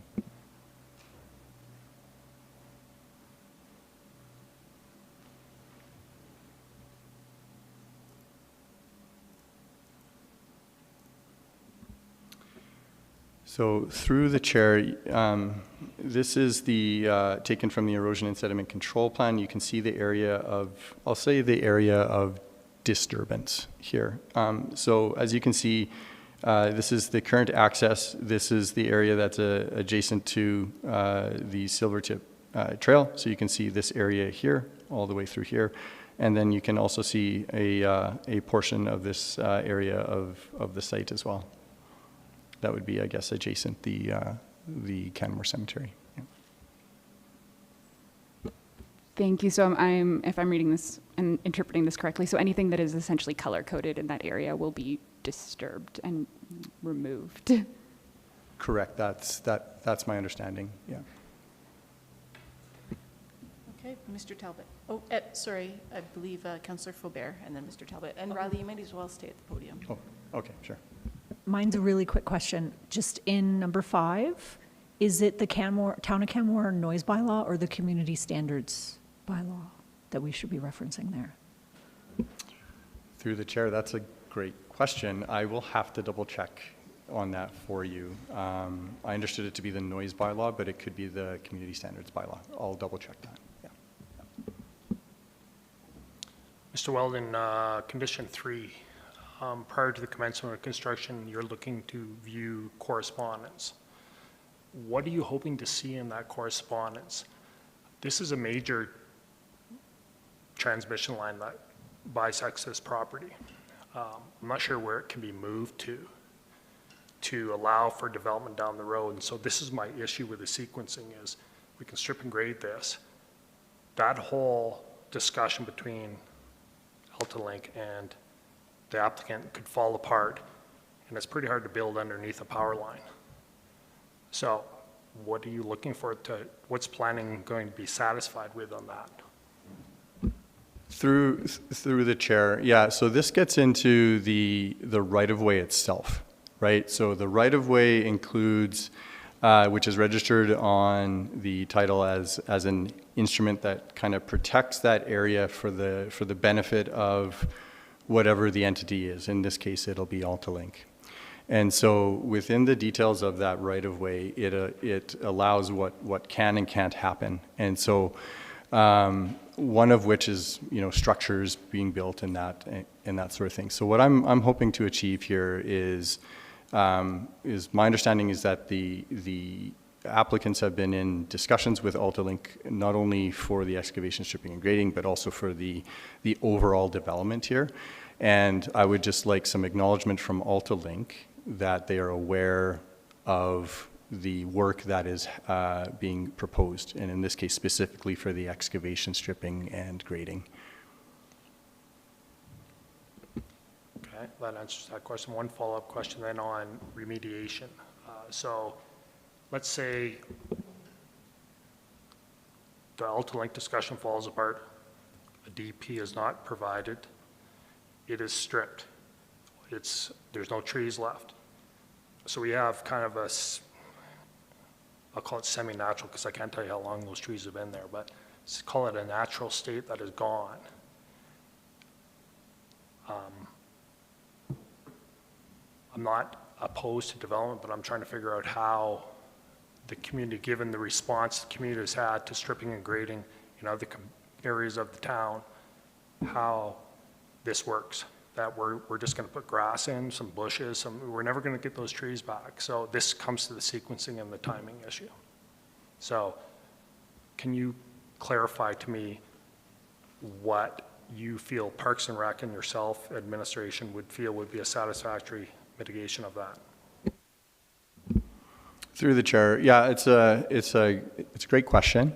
So in the case of a remediation, I would be looking at the what our current standards are in terms of remediation by our EDCG. So I'd rely on on our engineering standards for that. The condition also specifies that we can provide for landscaping. So landscaping does include provision of trees, shrubs, and other plants. So we would be looking for the planting of trees as part of that remediation plan as well. So it would be left to the discretion of administration in this case. But yeah, we would be, It would primarily be loamed, so it would be grass with also the addition of some trees. Not necessarily in its exact same state at which it is currently today.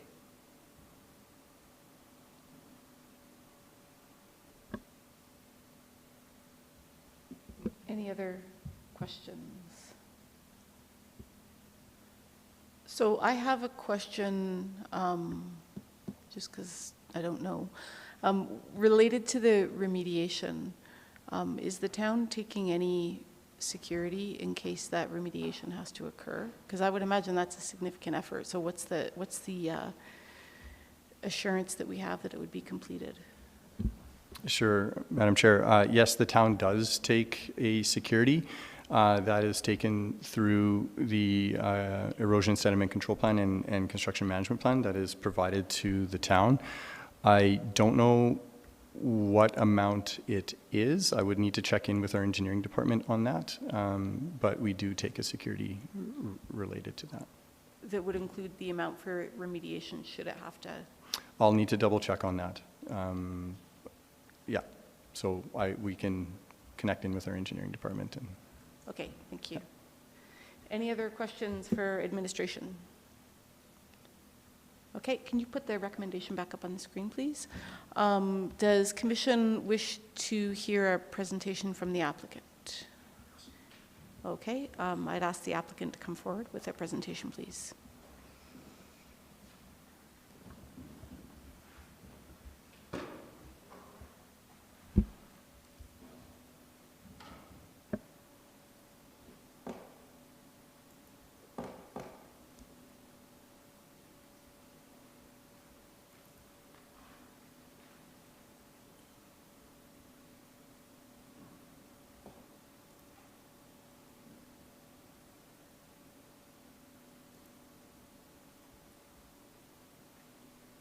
Good afternoon, Madam Chair and members of the Commission. My name is Michelle Ouellette, and my colleague Chris Connor is here to discuss the development permit for grading and stripping at 1 Silvertip Trail. Thanks to administration for their presentation. I don't think I have to get into a lot of the land use analysis, so I'll try to move through that quickly.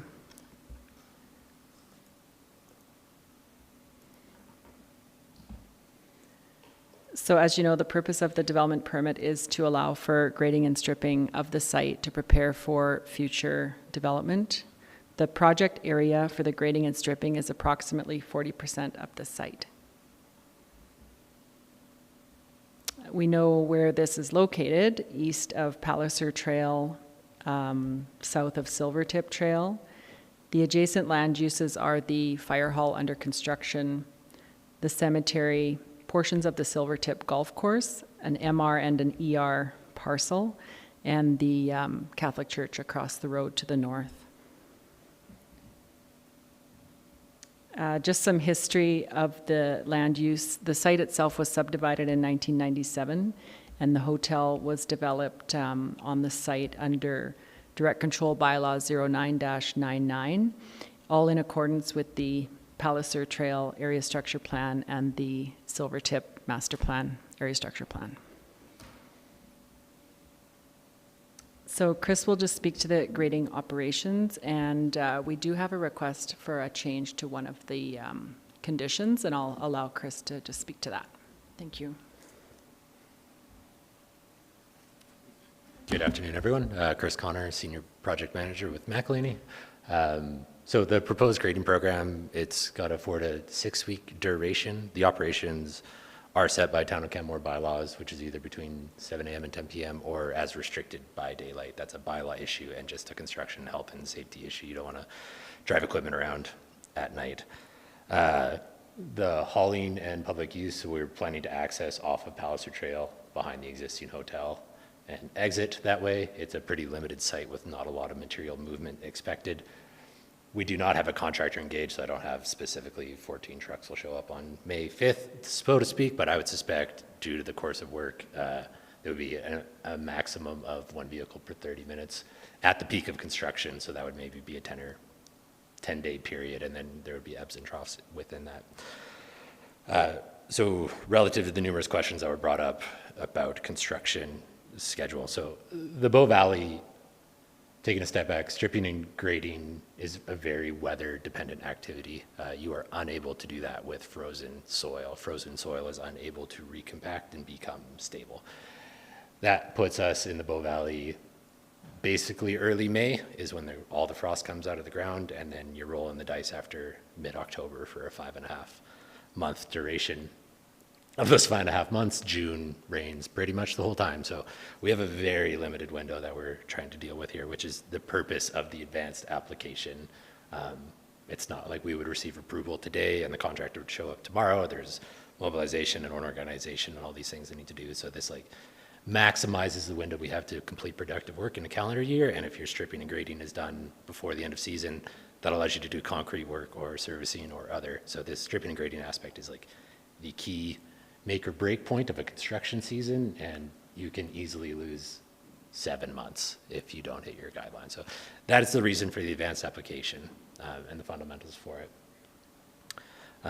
So relative to condition 8 and condition 9, there were several good comments about the 9-month period.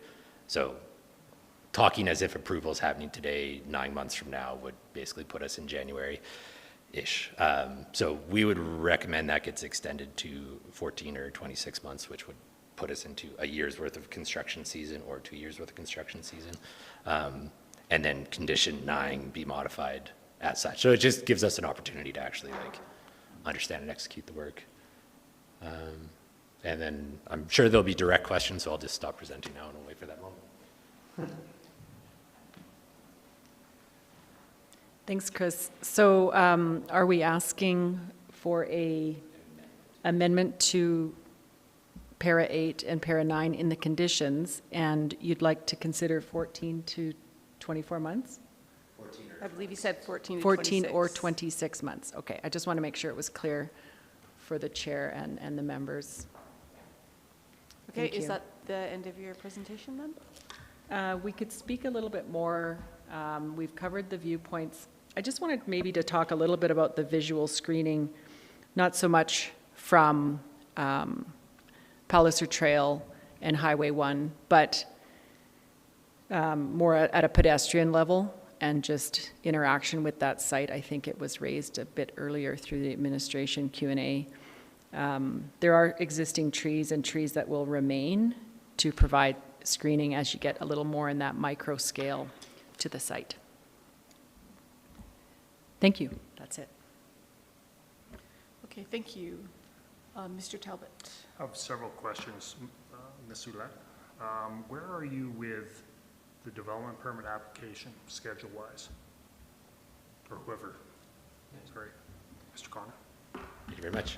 Through the chair, the development permit application was submitted in. Sorry, vertical, Sorry, say again? clarify, vertical development permit application, not the grading permit application. Correct. So the development permit for the future spa site was submitted in early February. We understand comments are imminent. I would look towards administration, but verbally we understand we're on the cusp of receiving the town of Canmore's first review of that development permit submission. Okay. Where are you with discussions with Altalink? Discussions with Altalink have been ongoing for nearly a calendar year at this point. We're well aware of each other's requirements and understanding that a crossing agreement or similar agreement between ourselves and Altalink would be required for any work, whether it's just stripping or grading. Yeah, I'm just trying to figure out how that works, given the span of your of that right-of-way over that property. Then it's over municipal property to the east. I'll call it the east. It's not exactly east, but and then towards the church, it's over road work. So it's not like you can just move that one component or go subterranean and all that. So I'm just trying to figure out. Again keep going back to the sequencing, because there's a couple things I see could go wrong here, and you know, I know what would happen if that was stripped and left, and then or just put back with mitigated trees. So, in your opinion, and I don't know if you're involved in these, is the applicant going to reach an agreement with Altalink whereby they can complete the Nordic Spa as intended?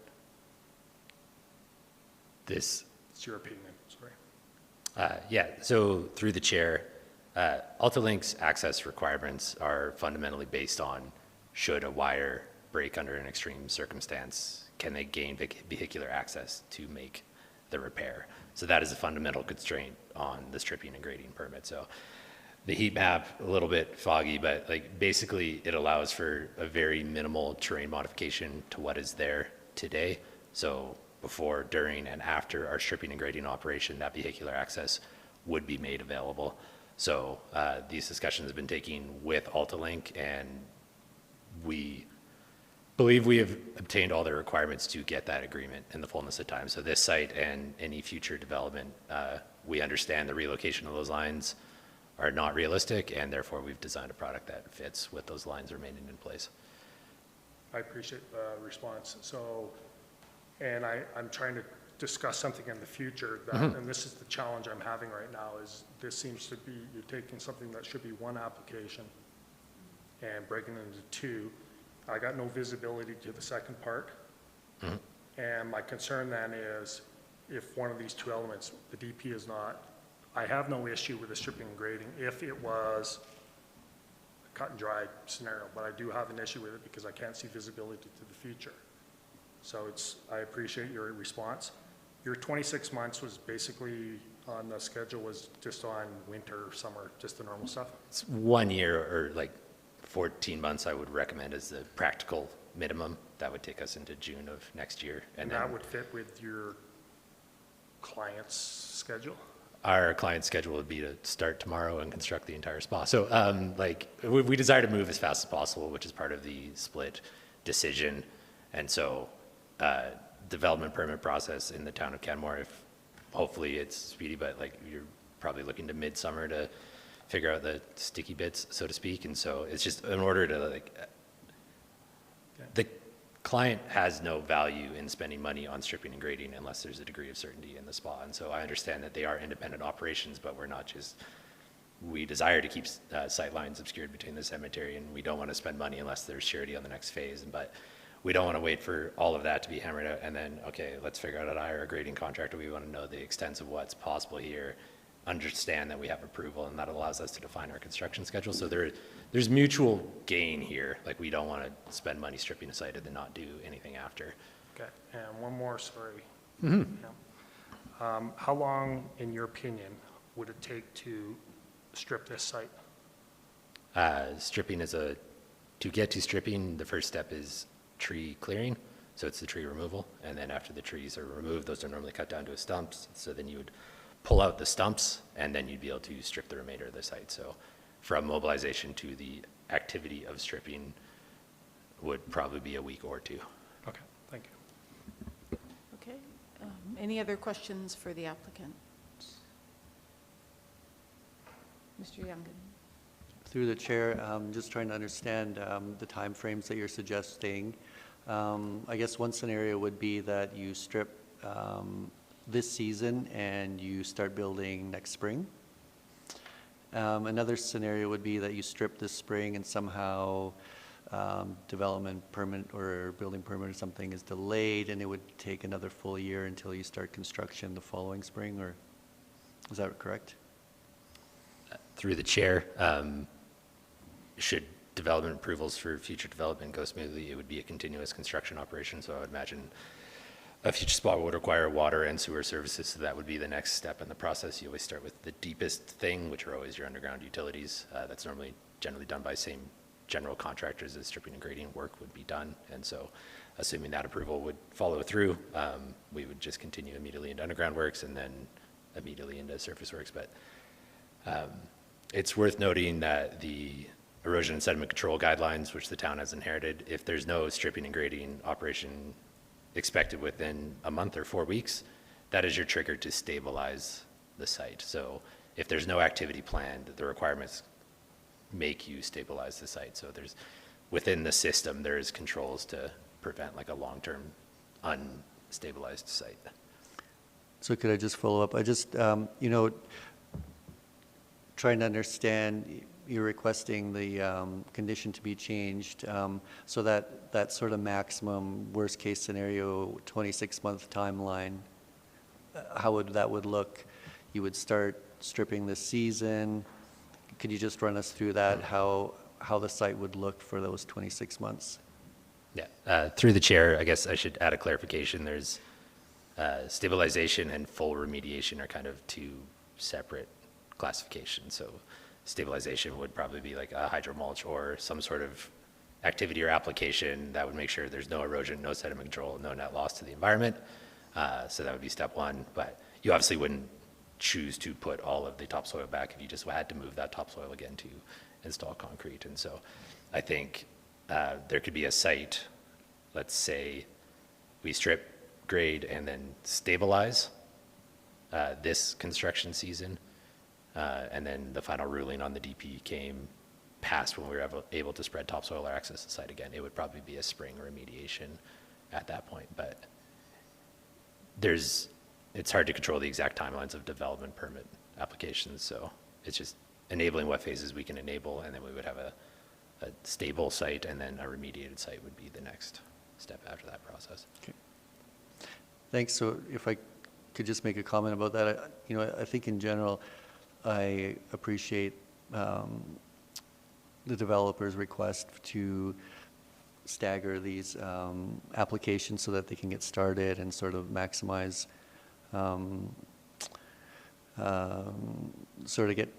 maximize their use of the short construction season. So I'm totally amenable to that. And I think that in the worst case scenario, if this were to drag out for 26 months, there is screening along Palliser Trail with trees. And really that's sort of, to me, it seems like an acceptable worst case scenario. And again, there are conditions in there that if for some reason the whole development fell apart, there will be remediation required to the town's satisfaction. So, depending on input from other council members, I'd be comfortable supporting this and also extending the 9-month term. Thank you. Any other questions for the applicant? No? Okay. Thank you, Mr. Connor. Thank you, everyone. Riley, can I get you to put the recommendation back up on the screen, please?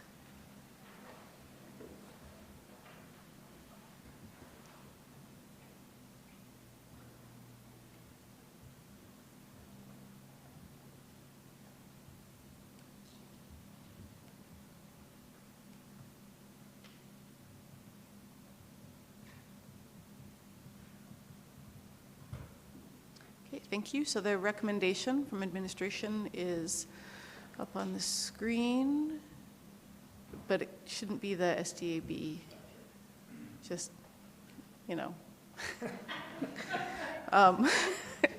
that Canmore Planning Commission approved PL 2023-0005, subject to the conditions of approval set out in Schedule A. So just to get going on that, does anybody want to move that? Okay, Mr. Youngkin is going to move that. Seconder? Councillor Faubert. Discussion on the motion in front of us then. Could I ask a follow-up question to administration? Sure.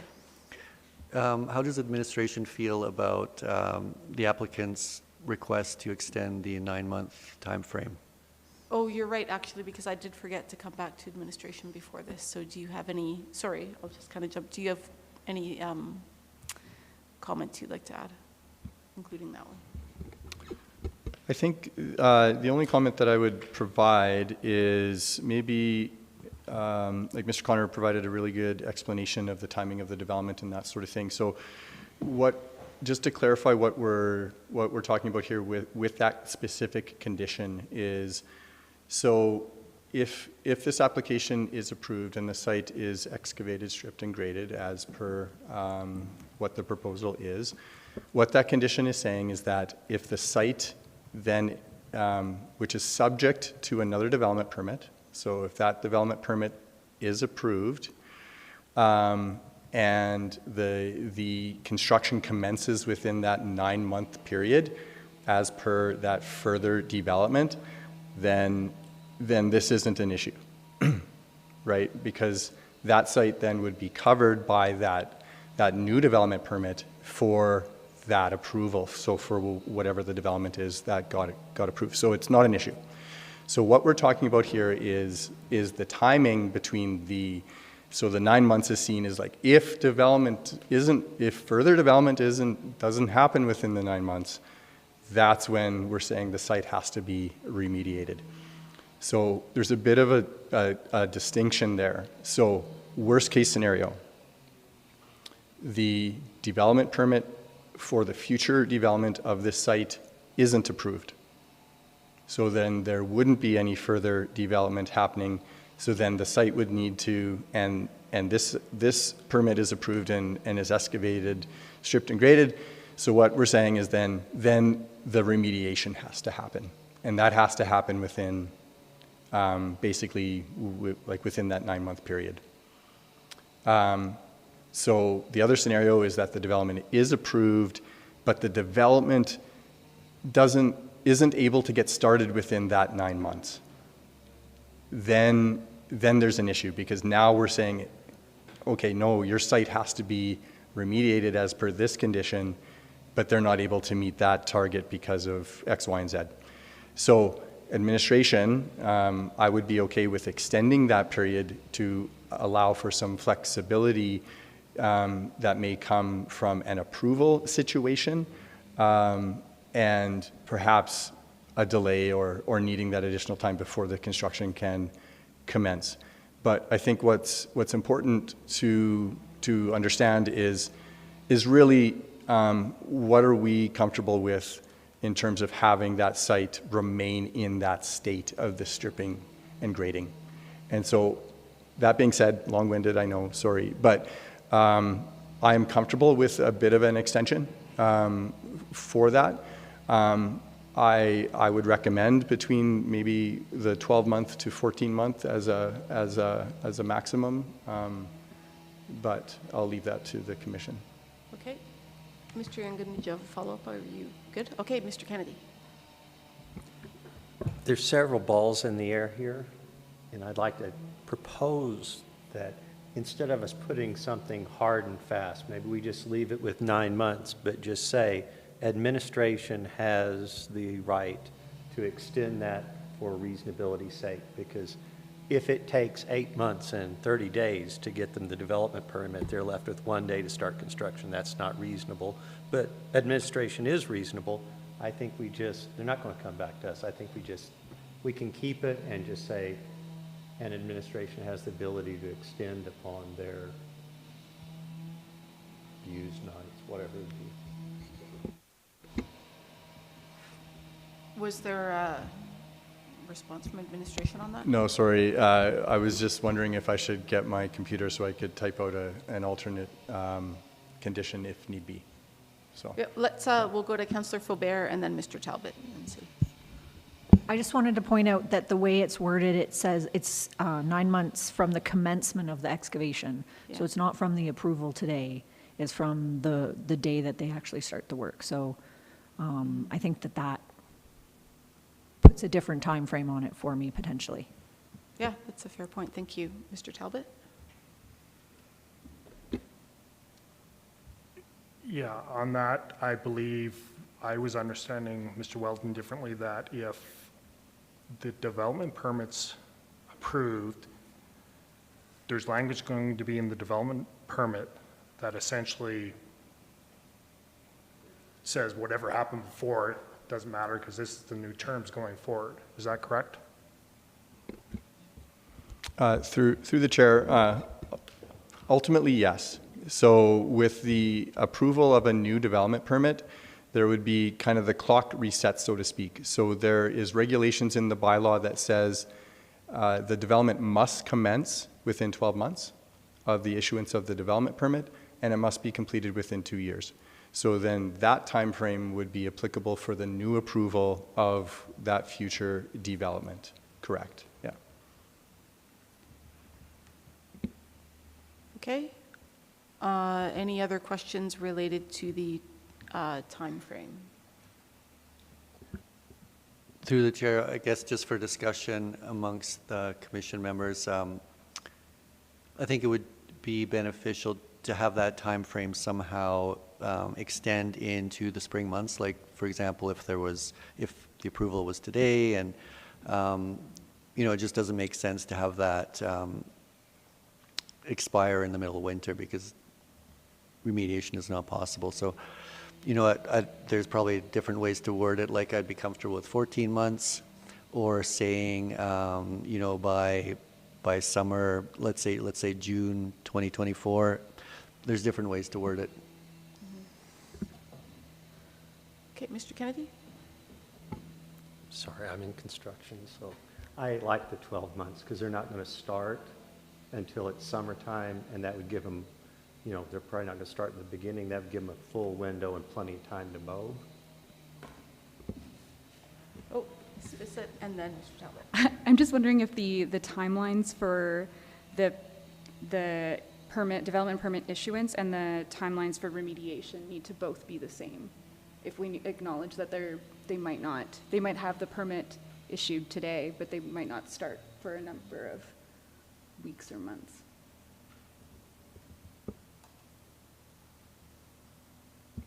Madam Chair, I can comment on that. So I mentioned previously the same commencement timelines would apply to this development permit as well, should it be approved. So the development, so in this case, the excavation would need to commence within 1 year, so they would have 1 year to actually start, and then 2 years to complete. So that would apply here.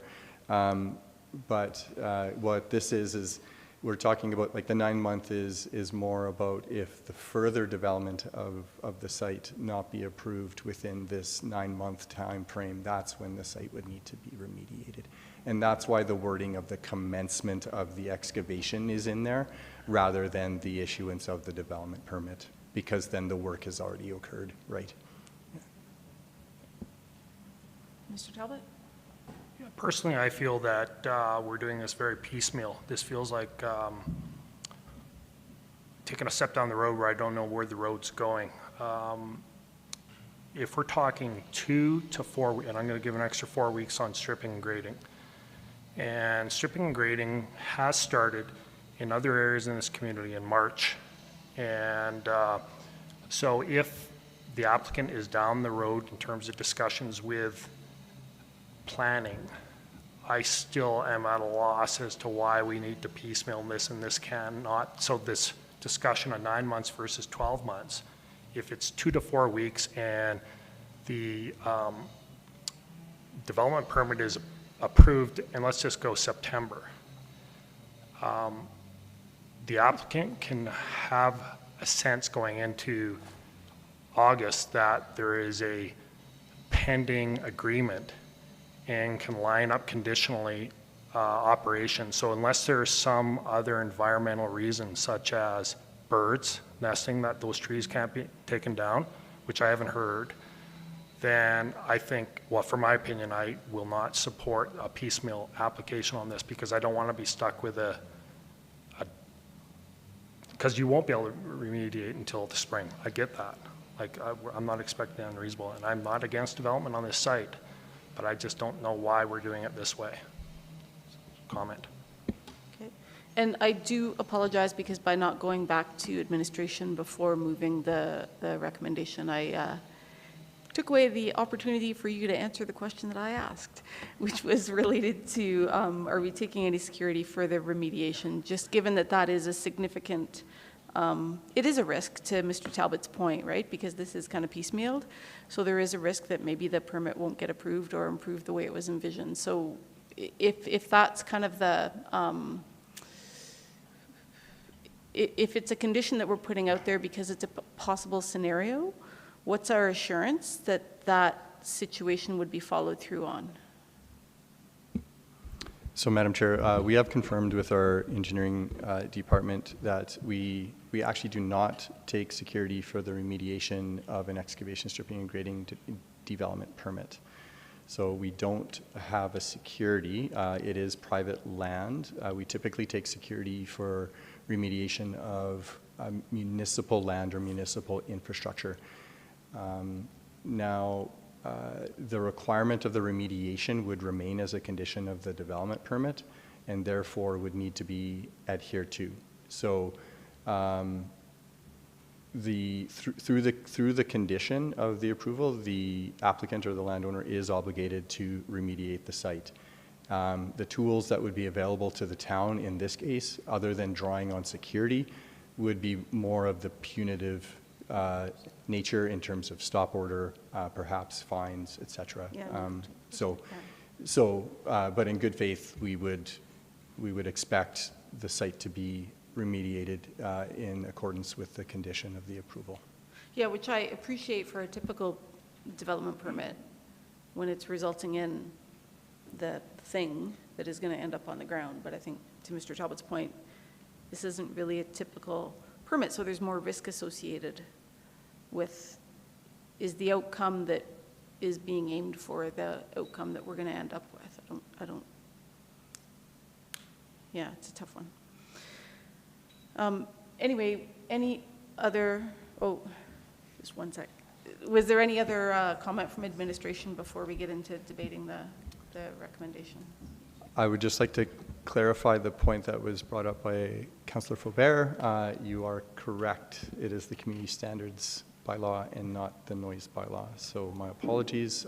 We will update that in our template. Thank you. Okay. So now back to the motion that's in front of us. Mr. Talbot. Mr. Weldon, just a quick follow-up question on the lack of security then. Has there been any discussions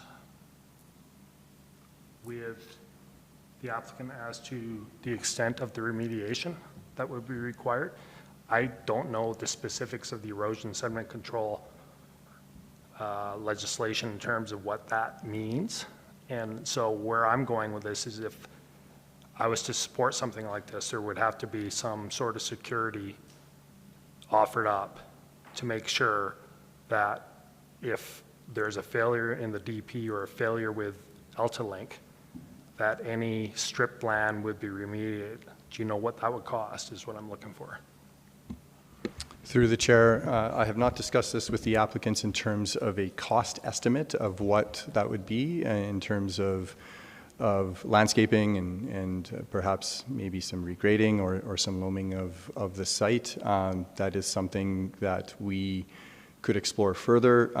In terms of the security, there is the ability to add a condition to require a security for this site for the purpose of remediation, and that could be something or an option for the Planning Commission to consider as well.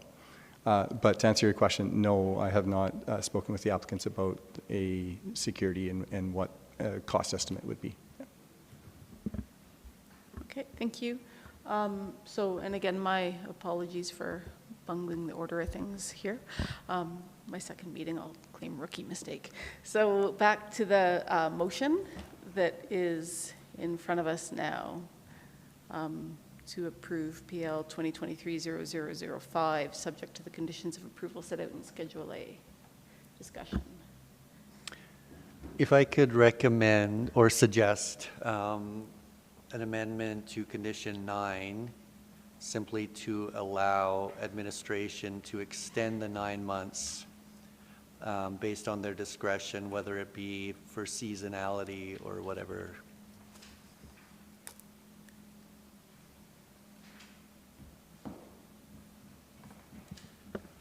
Okay, Mr. Riley, if you want to grab your computer and type that out while we're discussing this amendment. I guess if I could just, elaborate a little bit more, like I think this is private property, and I think it's a reasonable request of the developer to want to streamline their construction, and so the sort of the impact on the community we want to mitigate is that we don't leave like an unsightly scar there for too long.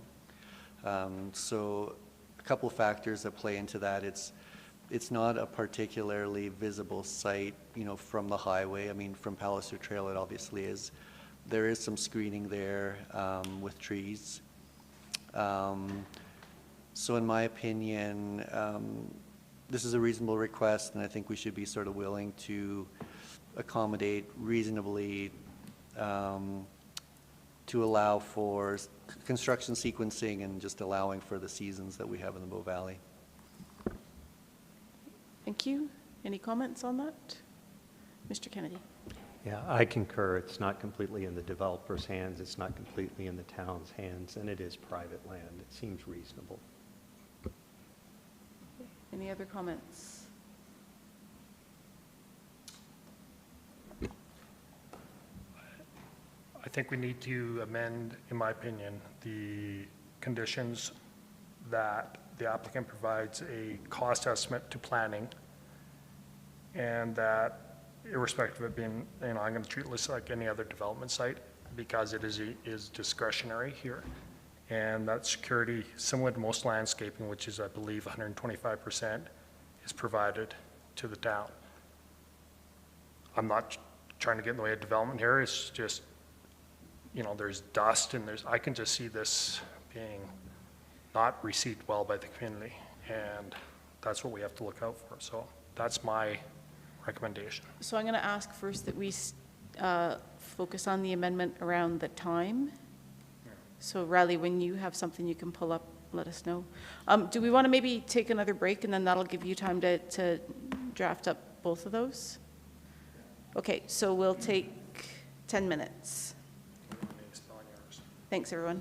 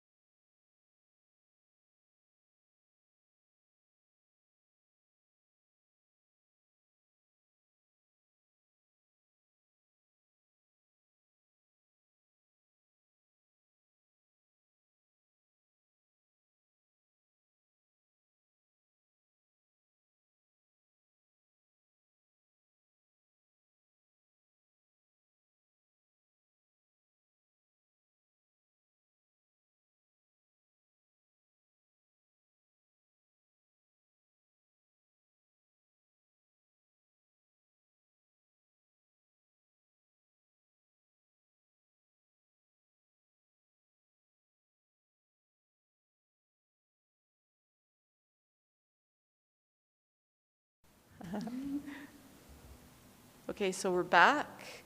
Mr. Weldon, if I can ask that you put the... Alrighty. So first, let's deal with the first proposal first. The first proposal related to time, sorry. Mr. Youngman, does that more or less capture what you were looking for there? So now it's 12 months with a possible 6-month extension. I'm good with that. Yeah, I think it's generous. Okay. Any other comments, questions on that one? No, I concur. I think that gives them the flexibility. Just in the interim period. No, Sorry. you might. In the interim, sorry about that. In the interim period, and I'm not sure if there's language, I'm just concerned of dust. It's the standard issue we get up at Three Sisters that, so we're constantly, as long as there's something in the municipal, it'd be in the DCG regarding dust control, correct? I see, okay. Then I'm fine. Okay, so this would be an amended condition 9, and 8 would remain as in effect for 9 months from date of issuance. Is that?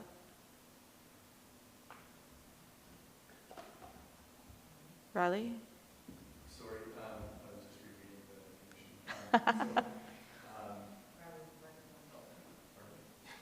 the condition. Sorry, can you please repeat the question? Yeah, so condition 8 would remain as the development permit shall remain in effect for 9 months from date of issuance. Yeah. And then this one, yeah, okay, speaks to activity commencing. Okay.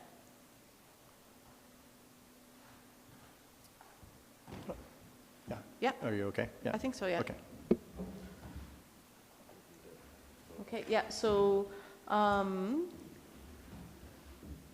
Youngman, I'm assuming you were moving this one because you had put the discussion out there. Do you want to move this amended condition 9?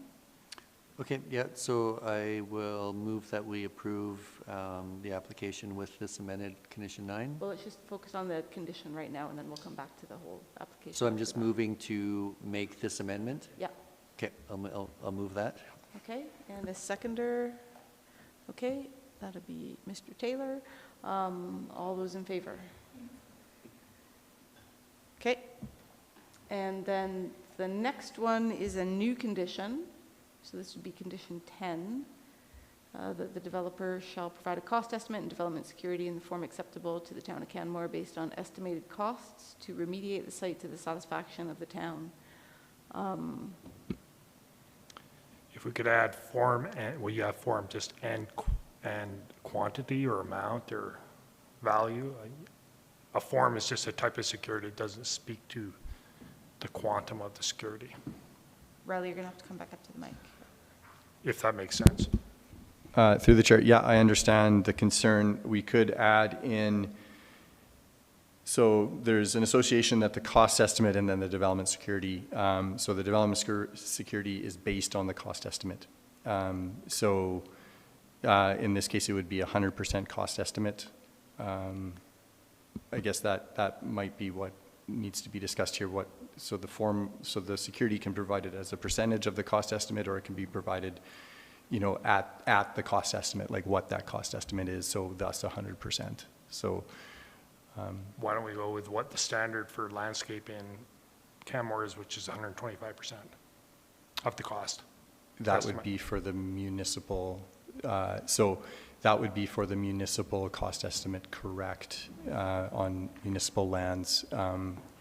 For private property, we tend to go with 100%, but it would be at the discretion of the commission. I'm sure this will be secured by letter of credit, so 25% shouldn't. Okay. If it is, then they can do it all as one application. Sure. So, Madam Chair, would you like me to add the wording to that specific condition? Please. Yeah, okay. Just give me a second, please. Okay, and you're moving that one? Yeah. So that's Mr. Taylor moving. Talbot. Do I look like Mr. Taylor? Hit 4:30 and it says. I know, right? 4:30, I'm Freudian like, slip? yeah, okay, Talbot. Seconder for that one. Okay, Councillor Hillstad, or should I say Mom? Okay. This for both checks. Yeah. Spelled the same. Franklin.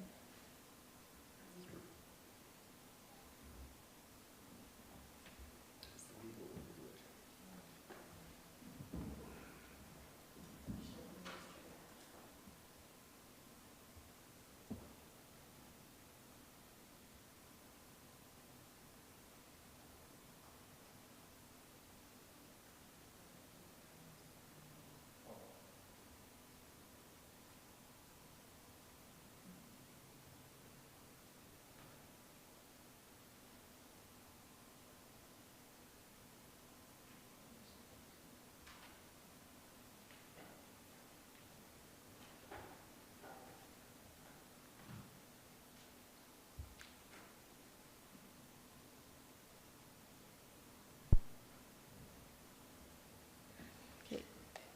Thanks, Riley. Any discussion on this proposed new condition?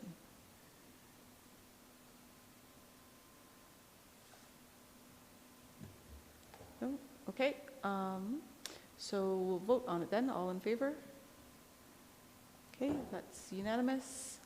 So now back to the recommendation as amended to approve PL 2023-0005. Discussion. Councillor Faubert. Yes, I will be voting in favor of this application. I think that a lot of the discussion has centered around some of the fact that this is a bit of a cart before the horse scenario.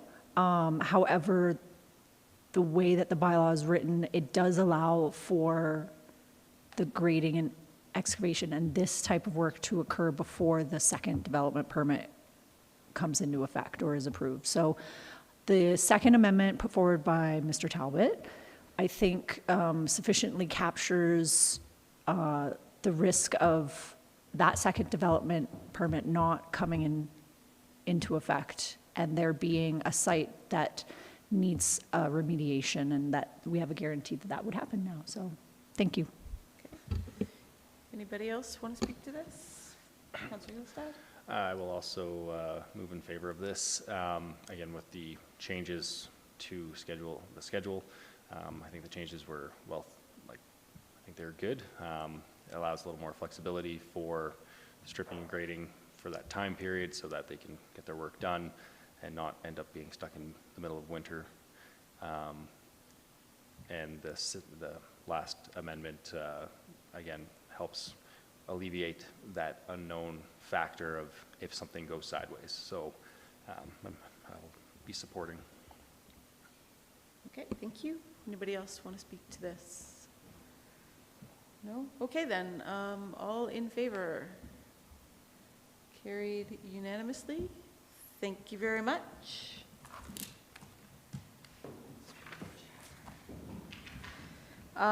So to the secretary, I'll ask, when is our next scheduled meeting? Our next scheduled meeting is May 31st, 2023. Okay, thank you. So with that, I will move the commission adjourn the April 26th meeting of the Canmore Planning Commission. Those in favor? Carried unanimously.